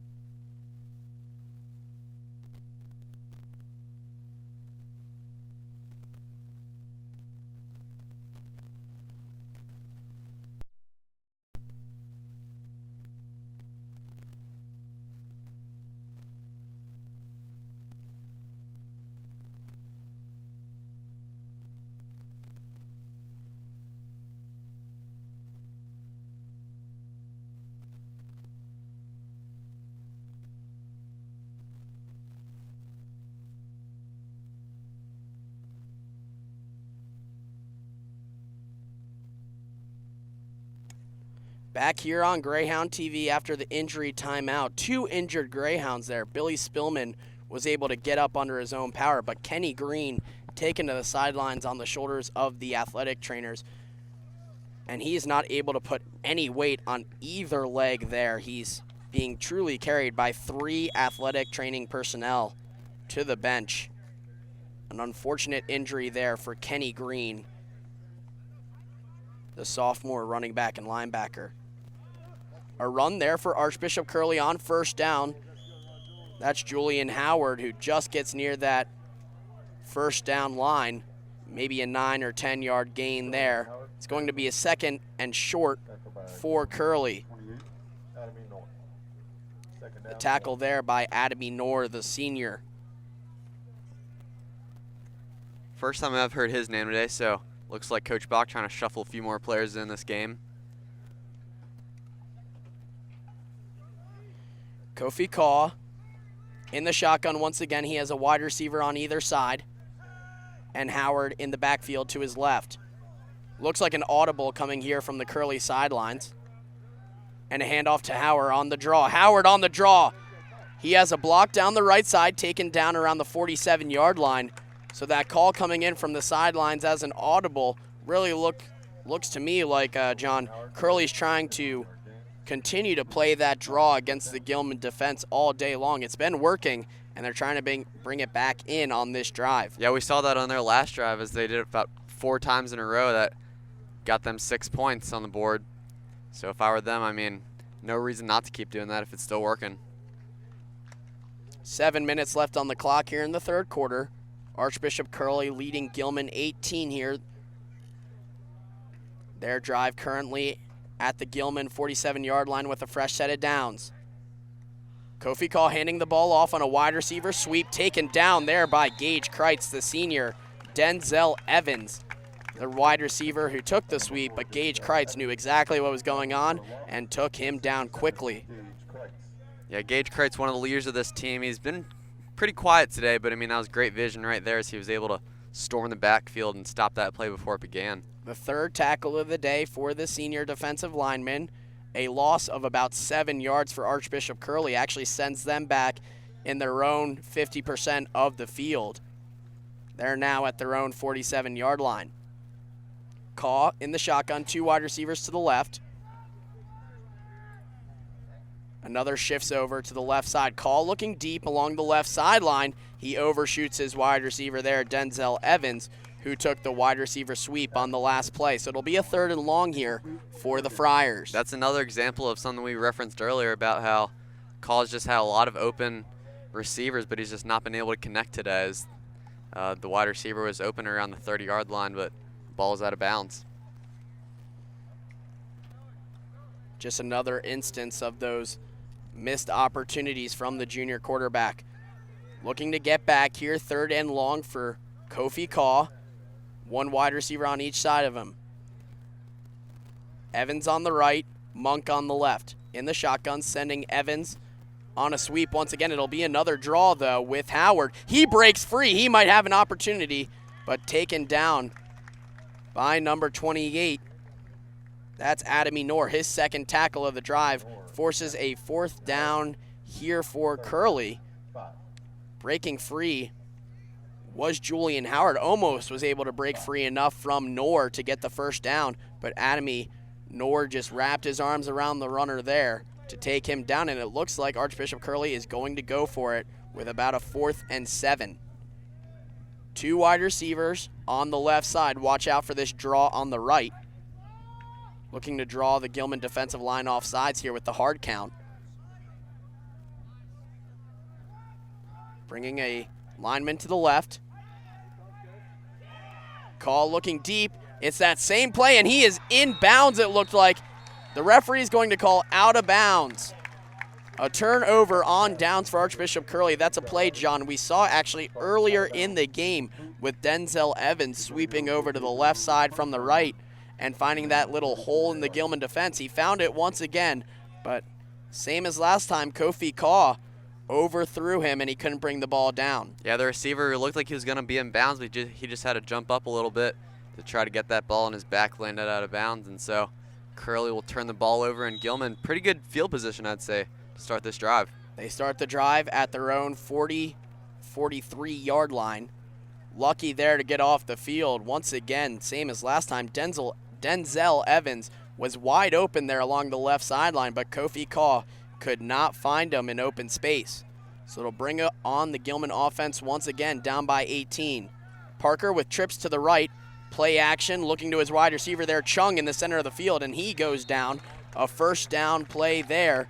11-yard gain for the junior receiver, Josh Chung. Yeah, not the biggest guy on the field, but you know, Essex, I was talking to some of the guys on the team. They cannot say enough about Josh Chung. I mean, he battled injury in his fingers earlier this season. He's been trying to get back in as quickly as he can, and so he's been doing a good job in this game, playing a lot of the snaps at wide receiver. Really liked that play call coming from the Gilman sideline and a trips right play action call. Matthew Parker sneaking out to the right side in an escape and gets back to the line of scrimmage out of bounds. A very nice blitz there coming from the Archbishop Curley defensive line, led by number 18, Isaiah Brown, a senior defensive end, forcing Matthew Parker to really show off his speed and getting to the sideline and able to get right back to the line of scrimmage. A nice job there by the Gilman quarterback. Only a freshman, John. True Really, freshman. Yeah, true freshman. No red shirts here at Gilman, making plays in blue. The handoff there to Kayon Terrain, finding a hole down the right sideline, getting an 8-yard gain for Gilman. Nice to see Terrain back on the field after those 2 initial fumbles in the first half. Looking a little more sure-handed there on that run for a gain of 8. Absolutely solid run right up the gut. Gives Gilman good field position here on a 3rd and 3 from the Curley 37-yard line. 2 wide receivers on the left side, 1 on the right for Parker. He hands it off to Terrain, who looks like he was taken down short of the first down line, maybe a couple feet. And it is going to be short, a 4th and short. Would expect Gilman to go for this, and it looks like they might. It's 4th and less than a yard even. Yeah, definitely a good call to go for it, even if it wasn't field goal range. I mean, they really need to get some touchdowns up on the board to try to get back in it. So Parker will be under center with Terrain in the backfield. We'll see if it's QB sneak here. He'll hand it off to Terrain on the left side, and he breaks free for a first down. Almost was able to keep his feet there and head in the direction of the end zone even more. But Terrain gets the job done. A first down here for Gilman, and the drive continues on with just over 3 minutes left in the third. Gilman just outside of the Curley red zone now. This game's starting to get a little more intense as all of a sudden Gilman's been gaining momentum, putting points up on the board, and now in scoring position here in the Curley territory.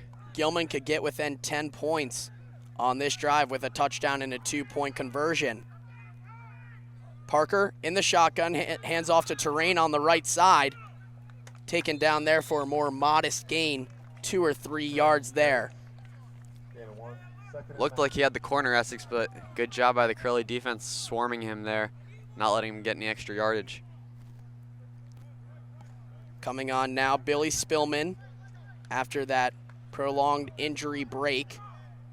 It's actually a little bit of a miscommunication there. He is gonna stay on. Rayon Lane checks in as well. Spillman will line up on the right side with Chung and Colt Pierce on the left side. Watch for Colt one-on-one here. A stoppage of play, a timeout called by Gilman, and they will take a break with 2:06 left on the clock. 2nd and 8 inside Curley territory. Gilman knocking on the door here, trying to get themselves back into this matchup near the end of this third quarter. As Gilman takes a break, we'll take a break here on Greyhound TV. Be back in a moment on Greyhound TV.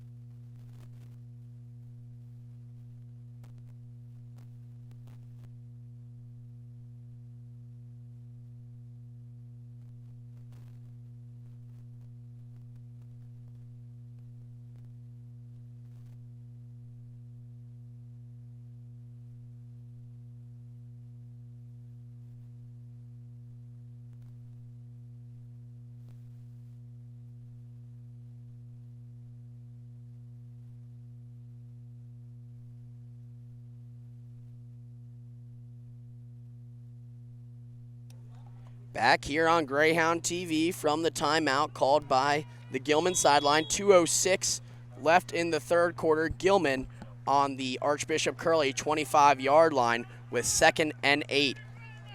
Looks like that same formation we saw before the timeout call with Colt Pierce and Josh Chung on the left side. Parker dropping back, looking to run here. A flag down as he goes to the sidelines. A little bit of a late hit there as Parker was going out of the off the sideline. Flag down, not on that play though. It was called in the backfield. A possible holding call here against that Gilman offensive line.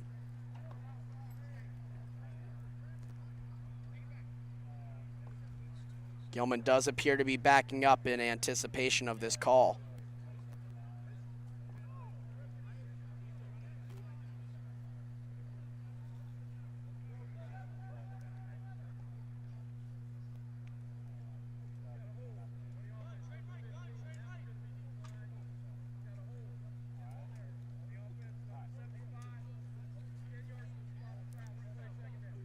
Okay, we just got that call from the referee there. There were 2 separate holds there against Gilman.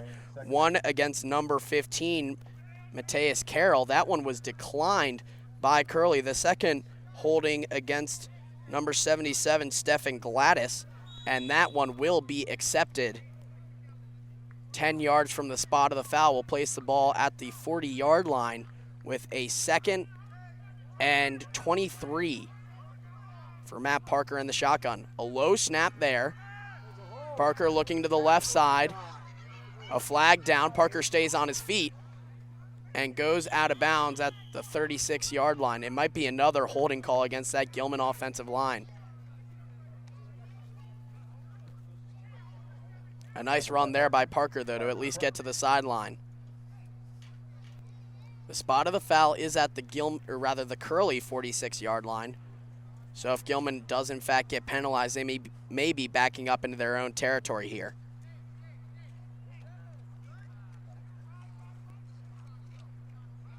And it is going to be against Gilman.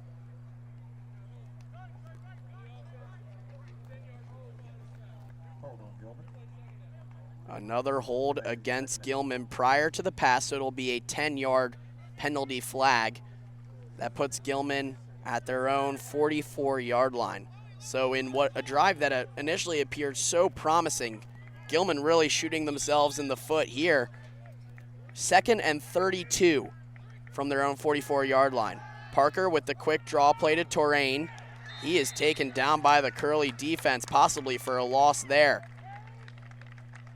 Curley expecting to the run, and they got it.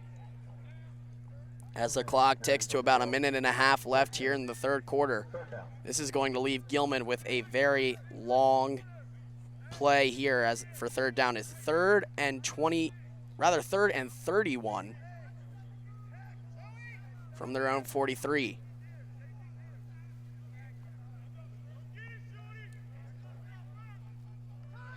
See if Gilman goes for the long ball or just hands it off. Parker tracking back to his left side on the run, looking deep. He'll just take the ball himself, call his own number. A late hit on the sideline, and the flag is thrown.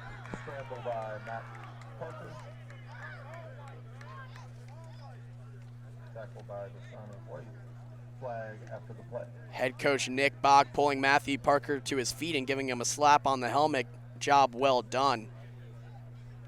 Going to be a late hit there against Curley on that near sideline. Yeah, he was well out of bounds, and Dasani White just came in and wrapped him up out of bounds. So did a little bit more than wrapping him up. Yeah, he more took like him down. Yeah. Wrapping him up would be probably the most subtle way to put it.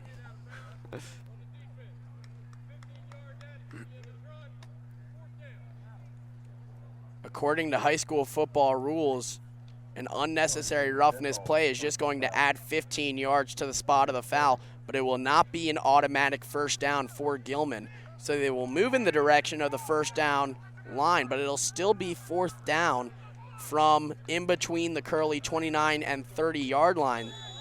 But a much more manageable position here for Gilman. We'll see if they elect to kick a field goal.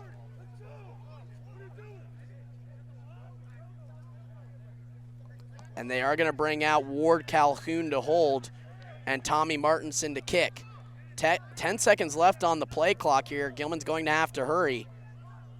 It's a 46-yard kick from where Gilman is currently.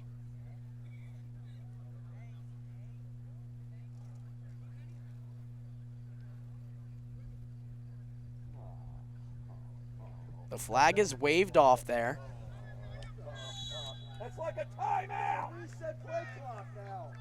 46-yard field goal for Gilman. Tommy Martinson. Ward Calhoun with the hold.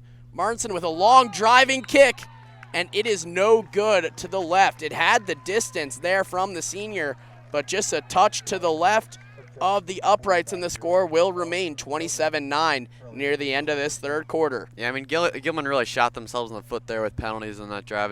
They lost about 30 yards due to holding and different penalties there, so a little disappointing drive there. Got to give credit there to Tommy Martinson on that kick. The yardage that I had by my own math was about 46 to 47 yards, and he had the distance for it, just a little bit to the left. I mean, as John mentioned with a 40-yard kick field goal earlier, some NFL kickers are struggling to consistently touch that distance, and Tommy Martinson has been finding a way to get the ball as long as he needs to get it. So Curley with a fresh set of downs here. They have Thompson down the left sideline on the run, and he will check out of bounds after a 25-yard run to kick off this drive for the Friars.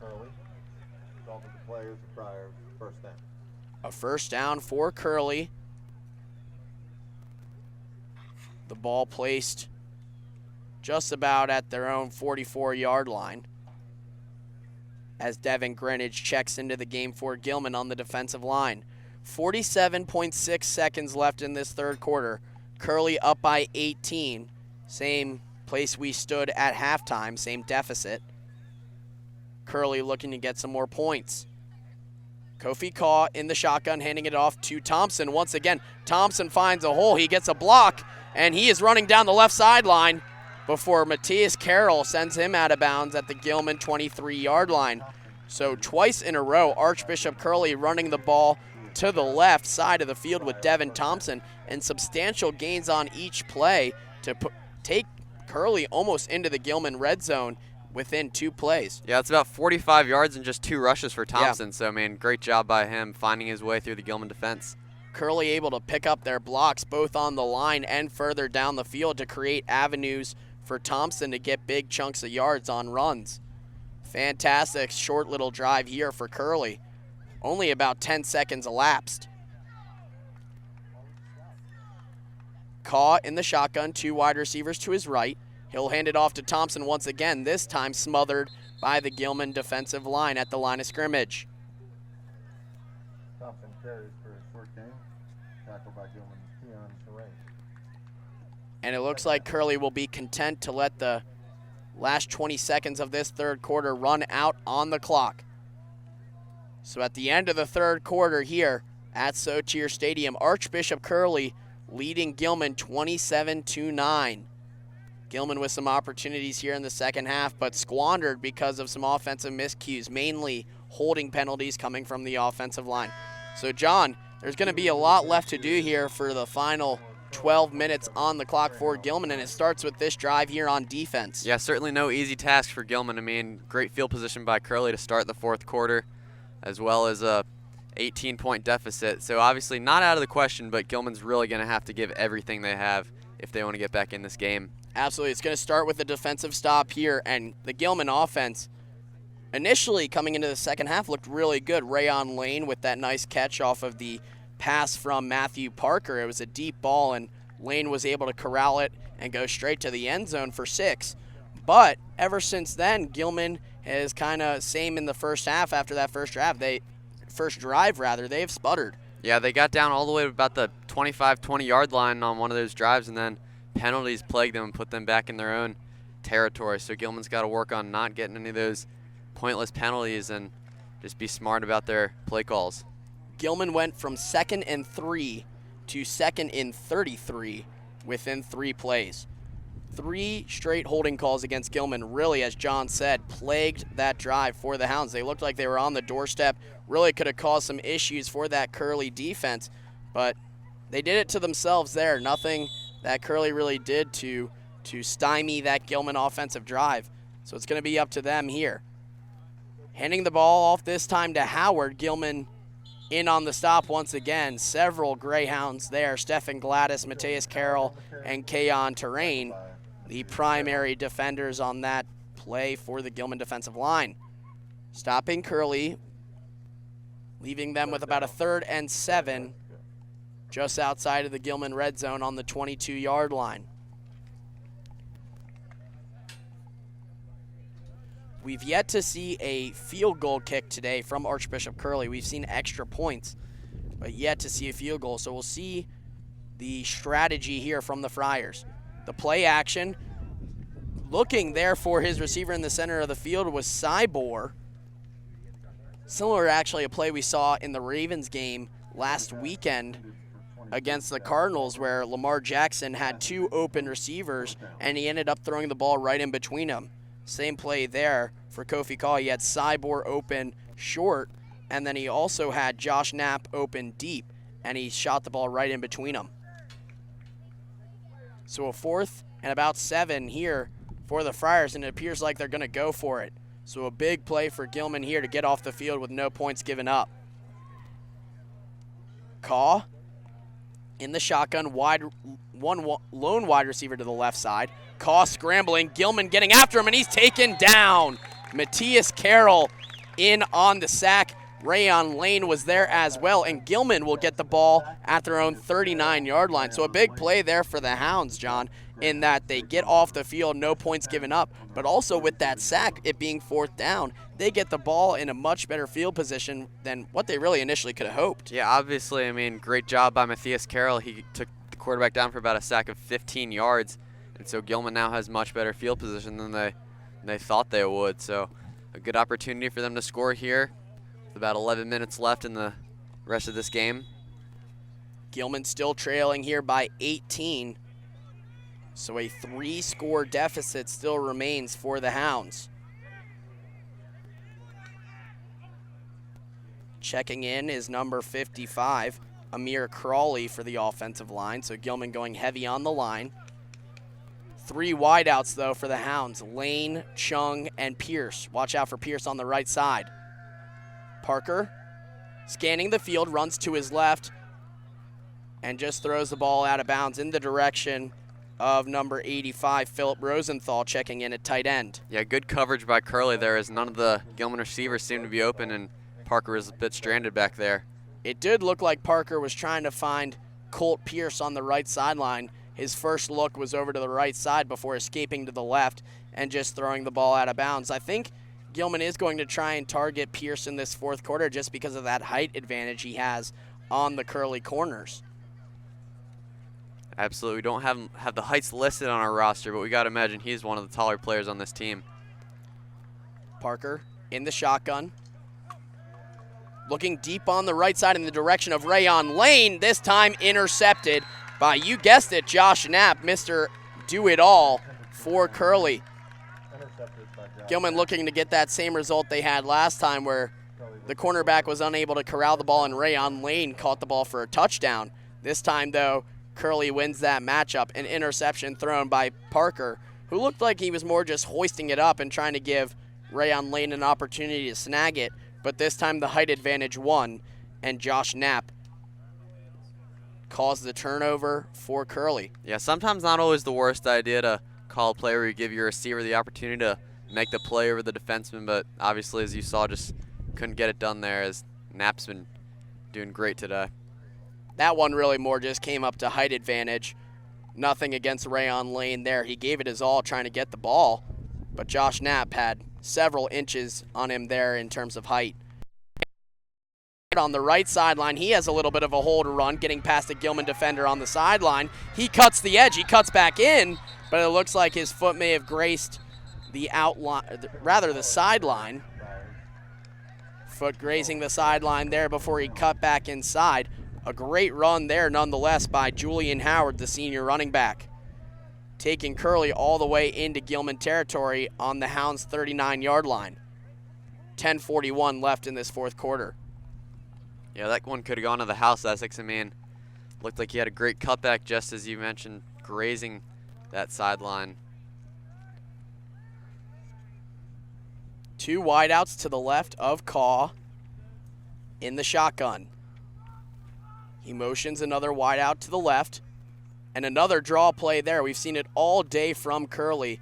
3 wideouts on the left side, and then a draw handoff to the right with Howard.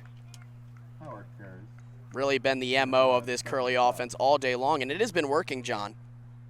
It has been. I mean, Curley's offense has really been versatile today. I mean, they've gone through the air. More recently, they've been having success on the ground, but they've shown they can do it all here.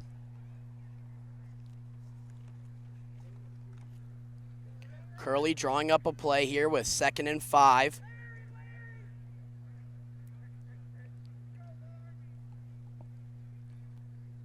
Two wide spread to the left. Handing it off there to Thompson down the center of the field. Immediately corralled by 2 Gilman defensemen. One slow to get up. That's Gage Kreitz. But he's helped to his feet.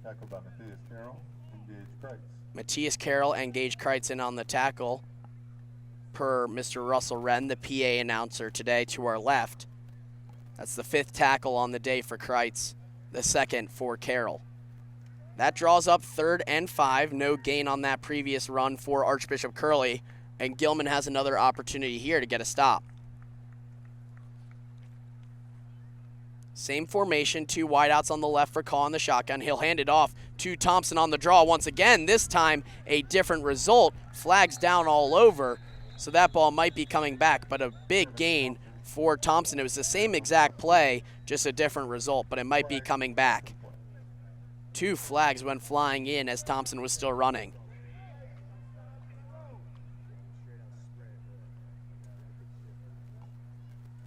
.8:59 is the time on the clock now, as the referees discuss. Gilman still trailing Curley by 18 points here at home. Next weekend, they will travel up to Pennsylvania to play away at Haverford. Gilman's final non-conference matchup before they go all-conference against Mount St. Joe, Spalding, Hall, and McDonough to close out their 2019 campaign. Yeah, so a tough-looking schedule here for the Hounds, as all these teams pretty solid. A big week coming up for us here on Greyhound TV. 4 of the 5 days left in the week we will have games. On Monday, we'll be traveling to Calvert Hall for a volleyball matchup. On Wednesday, we will be right back at Calvert Hall for soccer. And then I believe we have another soccer game at home on Friday. We do. Gilman plays Archbishop Curley on Chanley Field. A big matchup for the Soccer Hounds against the in-state #1 Curley Friars. And then that's what it is. John just reminded me, on Thursday, there's our 4 of 5 games. The 4th day on Thursday is water polo. Storm the pool on Thursday at home. Curley, 3rd and 12 here after the penalty. Caw in the shotgun, hands it off on another draw to Thompson, who breaks free down the sideline, but Gilman gets him out of bounds before he hits the first down line. It'll drop a 4th and about 5 for Curley. And if history serves me right, John, Curley might just go for this once again. Yeah, I think they would. I mean, they have great field position. I mean, if Gilman is able to stop this 4th down, this Curley offense on 4th down, I mean, not a huge deficit for Curley, as the ball's only about the 35 in Gilman's territory. Yeah, there's not much you can really do, John. You're correct. I mean, the punt really wouldn't help all that much. And also, Curley up by 18 here. They have a little bit of wiggle room to work with just under 8 minutes left on the clock. 2 wide receivers, 1 on each side. The ball handed off to Howard, and he gets the first down for Curley. A 6-yard run on a 4th and 5, a first down for the Friars, and the drive will continue. Seeing a lot of hands on hips here for this Gilman defense. They've had a lot of work to do. They've been on the field for most of this ball game. Only giving up 27 points is pretty admirable. It's been a tough day. The offense been giving up possessions, forcing the defense to intensify their workload, and they're going to have to do it once again. First down here for Curley, 2 wideouts to the left. Another draw play for Howard, this time looking to cut back to the center, and he gains about 2. The clock's still running here at Sotier, under 7 minutes. Curley probably just trying to take as much as they can off the clock to run out this ball game. Yeah, that's a smart plan, I think, Essex. And going back to that run by Howard, one of the things I've noticed from the Curley offense throughout the day is that they've really just had such great depth at the running back and wide receiver position, as we've seen Howard, we've seen Knapp, and Thompson have all been playmakers today. The ball handed off to Howard there on the draw once again to the right side. This time no gain, though, for the senior running back. Eaten up there by Stephen Gladys and Mateus Carroll. So a 3rd and about 8 to 10 yards here for Curley. 5 yards outside of the Gilman red zone at the 25-yard line. 6 minutes left here on the clock. Curley taking their time. strategizing how to get out of Roland Park with a win. 2 wide receivers to the left of the quarterback. Kofi Kaw in the shotgun. On the outside, it's John Monk. They'll hand it off to Howard once again on the draw. He breaks free for another first down. Taken down before almost getting a touchdown there. Stephen Gladys backtracking from his defensive line position to take down the running back before he hit the end zone. And the clock continues to run here as Curley eats up more and more chunks of time here. A nice run there by Julian Howard, the senior running back. Curley repeatedly going back to that draw play, going towards their own sideline. This time Thompson will check in the backfield. The same formation. You can expect maybe a draw to the right once again. And there it is. Thompson on the run, and he's in the end zone for a Curley touchdown. Another right side draw for the Friars, this time with a different running back, and Devin Thompson checks in for 6 in the Gilman end zone. 4:58 left on the clock. The Friars lead 33-9. And it's just that draw play, Essex. I mean, we can't count how many times they've been doing that today, but it's been working every single time, and it's gotten them at least 2 of their touchdowns today. Yeah, I can say, John, I'm no genius, but I was able to decipher the fact that they were going to run a draw play there. Pretty much anyone in the house could see it, and they did it. So, really a pretty predictable yet effective offense here in the second half from Curley. Draw after draw after draw and touchdown after touchdown for the Friars. And Gilman, just at this point, looking to get some points here, try and get some momentum heading into next week for their matchup in Pennsylvania. Yeah, got to be a little bad blood for one person on Gilman's campus, the new lacrosse coach, Coach Nostrand, who is former Haverford coach. See if he's going to be going to that game and see if he'll be rooting for the Greyhounds. Gotta love Coach Nostrand, being a lacrosse player myself, bringing a little new fuel into the program, but certainly, John mentioned it, hailing from Haverford, Pennsylvania, bringing all his skills and abilities down here to Baltimore, cannot be happier to have him on campus. Kicking off once again for Curley, Josh Knapp, and deep to return. This time some different returners for Gilman. We still have Rayon Lane, but George Russell is going to be on the far sideline in place of Kenny Green, whose day is finished due to an injury. Knapp with an onside kick and going straight down is Matthias Carroll. Maybe just with being up by as much as they are, trying some different things for Curley. But a nice hands play there by Matthias Carroll to just get the ball and go straight down on the Gilman 45-yard line. 4:54 left on the clock here for Gilman.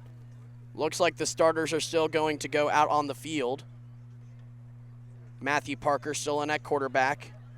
Chase Brody's going to come in at wide receiver, but Cole Pierce will remain as well. Phil Rosenthal at tight end, and Billy Spillman will come on. Yeah, and one of the players we were talking about during the break that's not here today is Avery Jones-Allen, who's been out with injury, one of the top wide receivers in his class in the state of Maryland, so big loss for Gilman. And after a miscommunication on personnel there, head coach Nick Bach will call a timeout. Billy Spillman went onto the field, and it would have been a 12-men penalty. Miscommunication there between 2 Gilman coaches on the sidelines, and Bach has to use a timeout to avoid a penalty.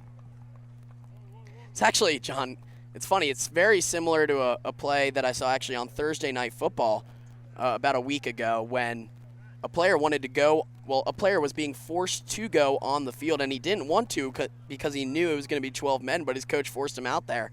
It looked like the same exact kind of situation here. Billy kept looking back at his sideline being like, are you sure? Are you sure? It's going to be 12 men, and eventually one of the coaches figured out that it was in fact going to be 12 men and that Billy Spillman needed to come back, and they had to use a timeout.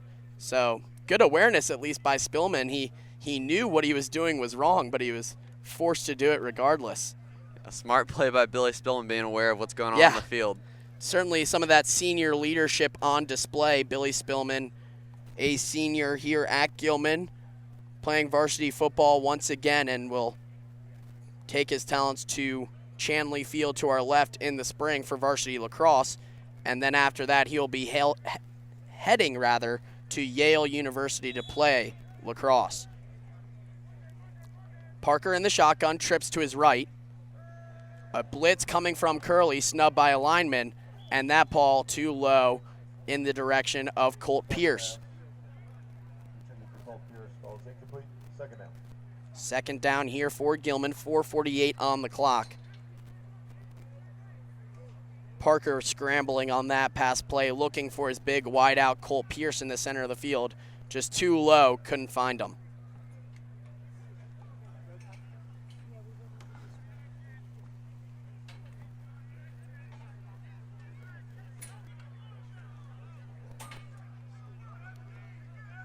Parker in the shotgun. Once again, he has trips to his right and two to his left. Out in the flat is Rayon Lane looking for some space to run, and he does down the sideline before going out of bounds. About a 7-yard gain there for the junior wideout. Practicing his stiff arm there against number 5, Jacob Biggs, is Rayon Lane. He was stepped out of the bounds. So draw up a 3rd and 4 here for Gilman. The clock stopped as Lane went out of bounds at 4:38. Gilman looking to get a first down here and continue this drive. They are within Curley territory now at the Friars' 48-yard line. 15 seconds left here on the play clock. Trips to the left of Matthew Parker in the shotgun, no hounds in the backfield, and Chase Brody on the right side all alone.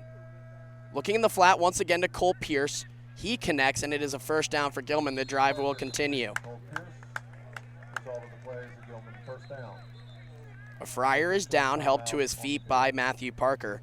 Momentarily, that was number 72, Stevie Carter, a freshman defensive lineman. He plays both sides of the ball. And there's a Greyhound down as well.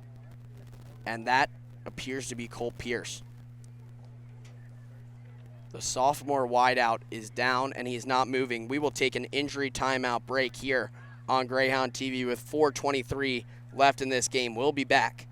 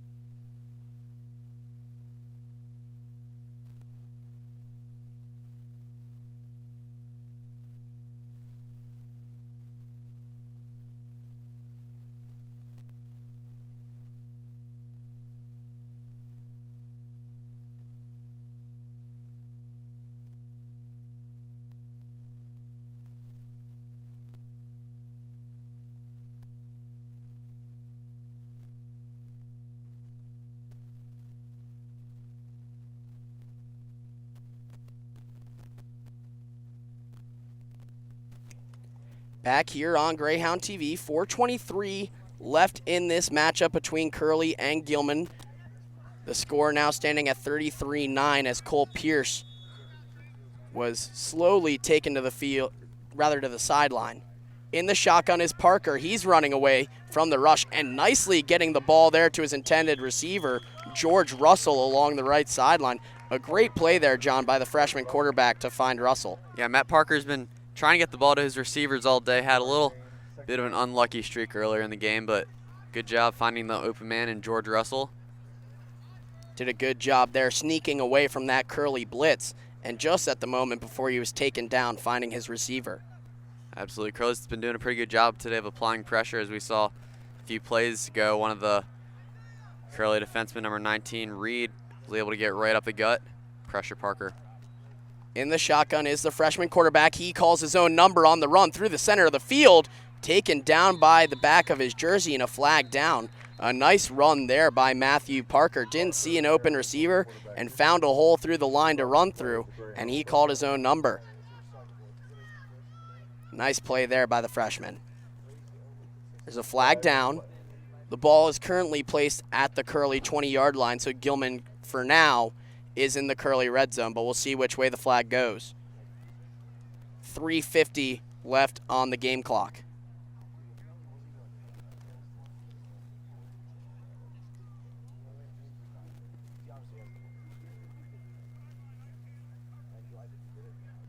Something of note here on the Gilman sidelines, right next to the head athletic trainer here at Gilman, Mr. Nick Pietruzella, is Kenny Green with crutches. So not a great sign. He's not putting any weight on that. It appears as it's actually hard to tell which foot he's favoring there. Both it looks like he's struggling with. He had to be carried off the field in the third quarter, now using crutches. And Cole Pierce is on the sideline injured as well for Gilman. Looked like that penalty was waved off because Gilman is still at the 20-yard line with a fresh set of downs. Another stoppage in play here, and Gilman will call a timeout. Head coach Nick Bach not liking the formations he saw on the field, and he'll take a break to discuss. 3:30 left here in this matchup between Gilman and Curley. Gilman trailing by 24 points now.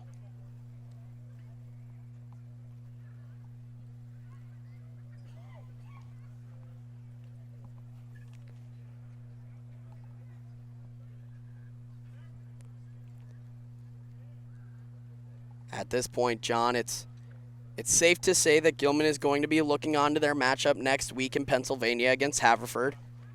And as we mentioned before, a very, very busy week for us here on Greyhound TV starting on Monday. We have volleyball at Calvert Hall on Monday. Yeah, that's going to be a big one, Essex. A huge one. Yeah, the Greyhounds look to bounce back after a few losses against Loyola, which they got 3-0'd. Close one against Calvert Hall last week, 3-1, and then a loss to MSJ, who's really proven to be the powerhouse of volleyball in the MIA this year. Gilman won 3-0 against John Carroll in the Deaf Dome on Friday.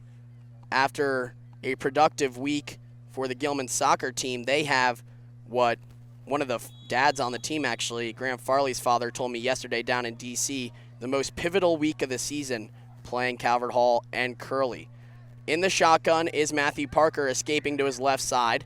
He cuts back and is taken down, a shoestring tackle there by number 20, Sekou Elliott. His name has been called a lot this afternoon, and it looks like a Friar was momentarily down before hopping to his feet. That was number 2, Jamal Avery, the junior.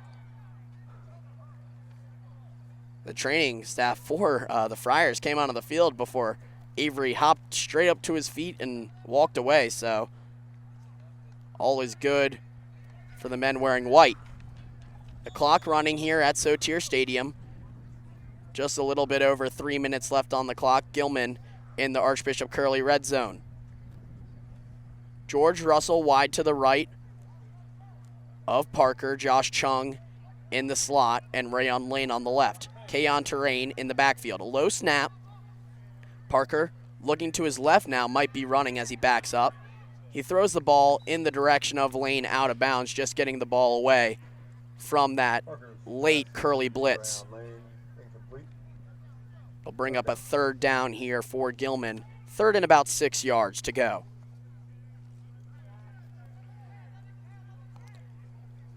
George Russell and Terrain will check out of the ball game, and Chase Brody will come in.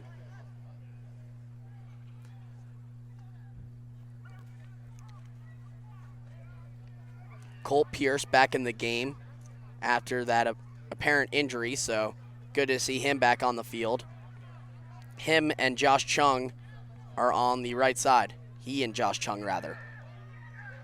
Taken down there on the blitz is Parker on the left sideline, that far sideline, with about 2.5 minutes left in the ball game.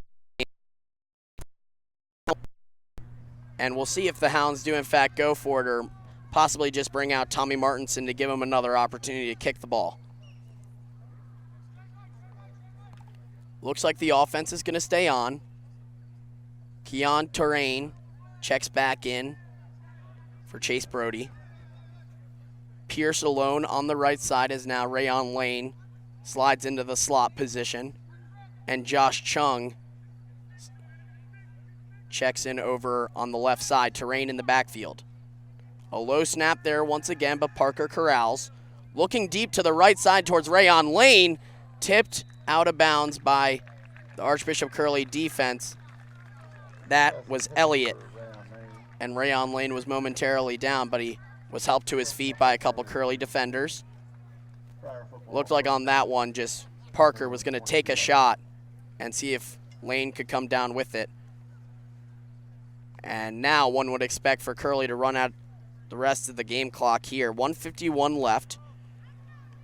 Curley up 33-9 with an opportunity to just run the ball out. And one would assume Gilman would allow them to do that, not calling any timeouts. Curley looking to run the ball once again. They will. A new quarterback in for Archbishop Curley, number 5. That is Jacob Biggs. He's actually listed on our rosters as a running back and linebacker. If you recall, back in the, I believe it was the first quarter, sometime in the first half, Biggs came in looking like it might be a wildcat, but he handed the ball off to Ronald Clark for one of the first few touchdowns for Curley. And he's in now, playing that pseudo quarterback position, running out the clock here for the Friars.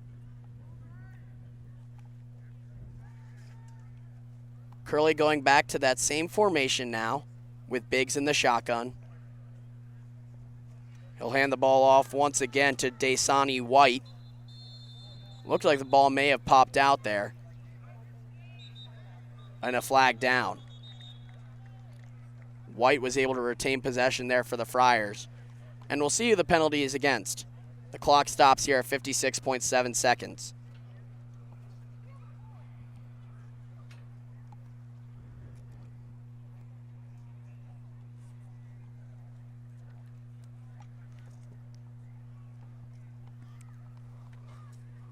Awaiting a call here from the referees. It's going to be a personal foul against Gilman. So a 15-yard penalty and a fresh set of downs for the Friars. And that'll pretty much close this one out with 56.7 seconds left on the clock. Curley can just run the rest of the clock off in 2 plays. The clock is running now as we hit 50 seconds left from Sotier Stadium. Same formation here, setting up a box sweep with 2 wide receivers on the left. One checks in towards the quarterback, and it looks like now, instead of that box sweep formation, Curley is going to kneel the ball down. Curley kneels with under 30 seconds left on the clock.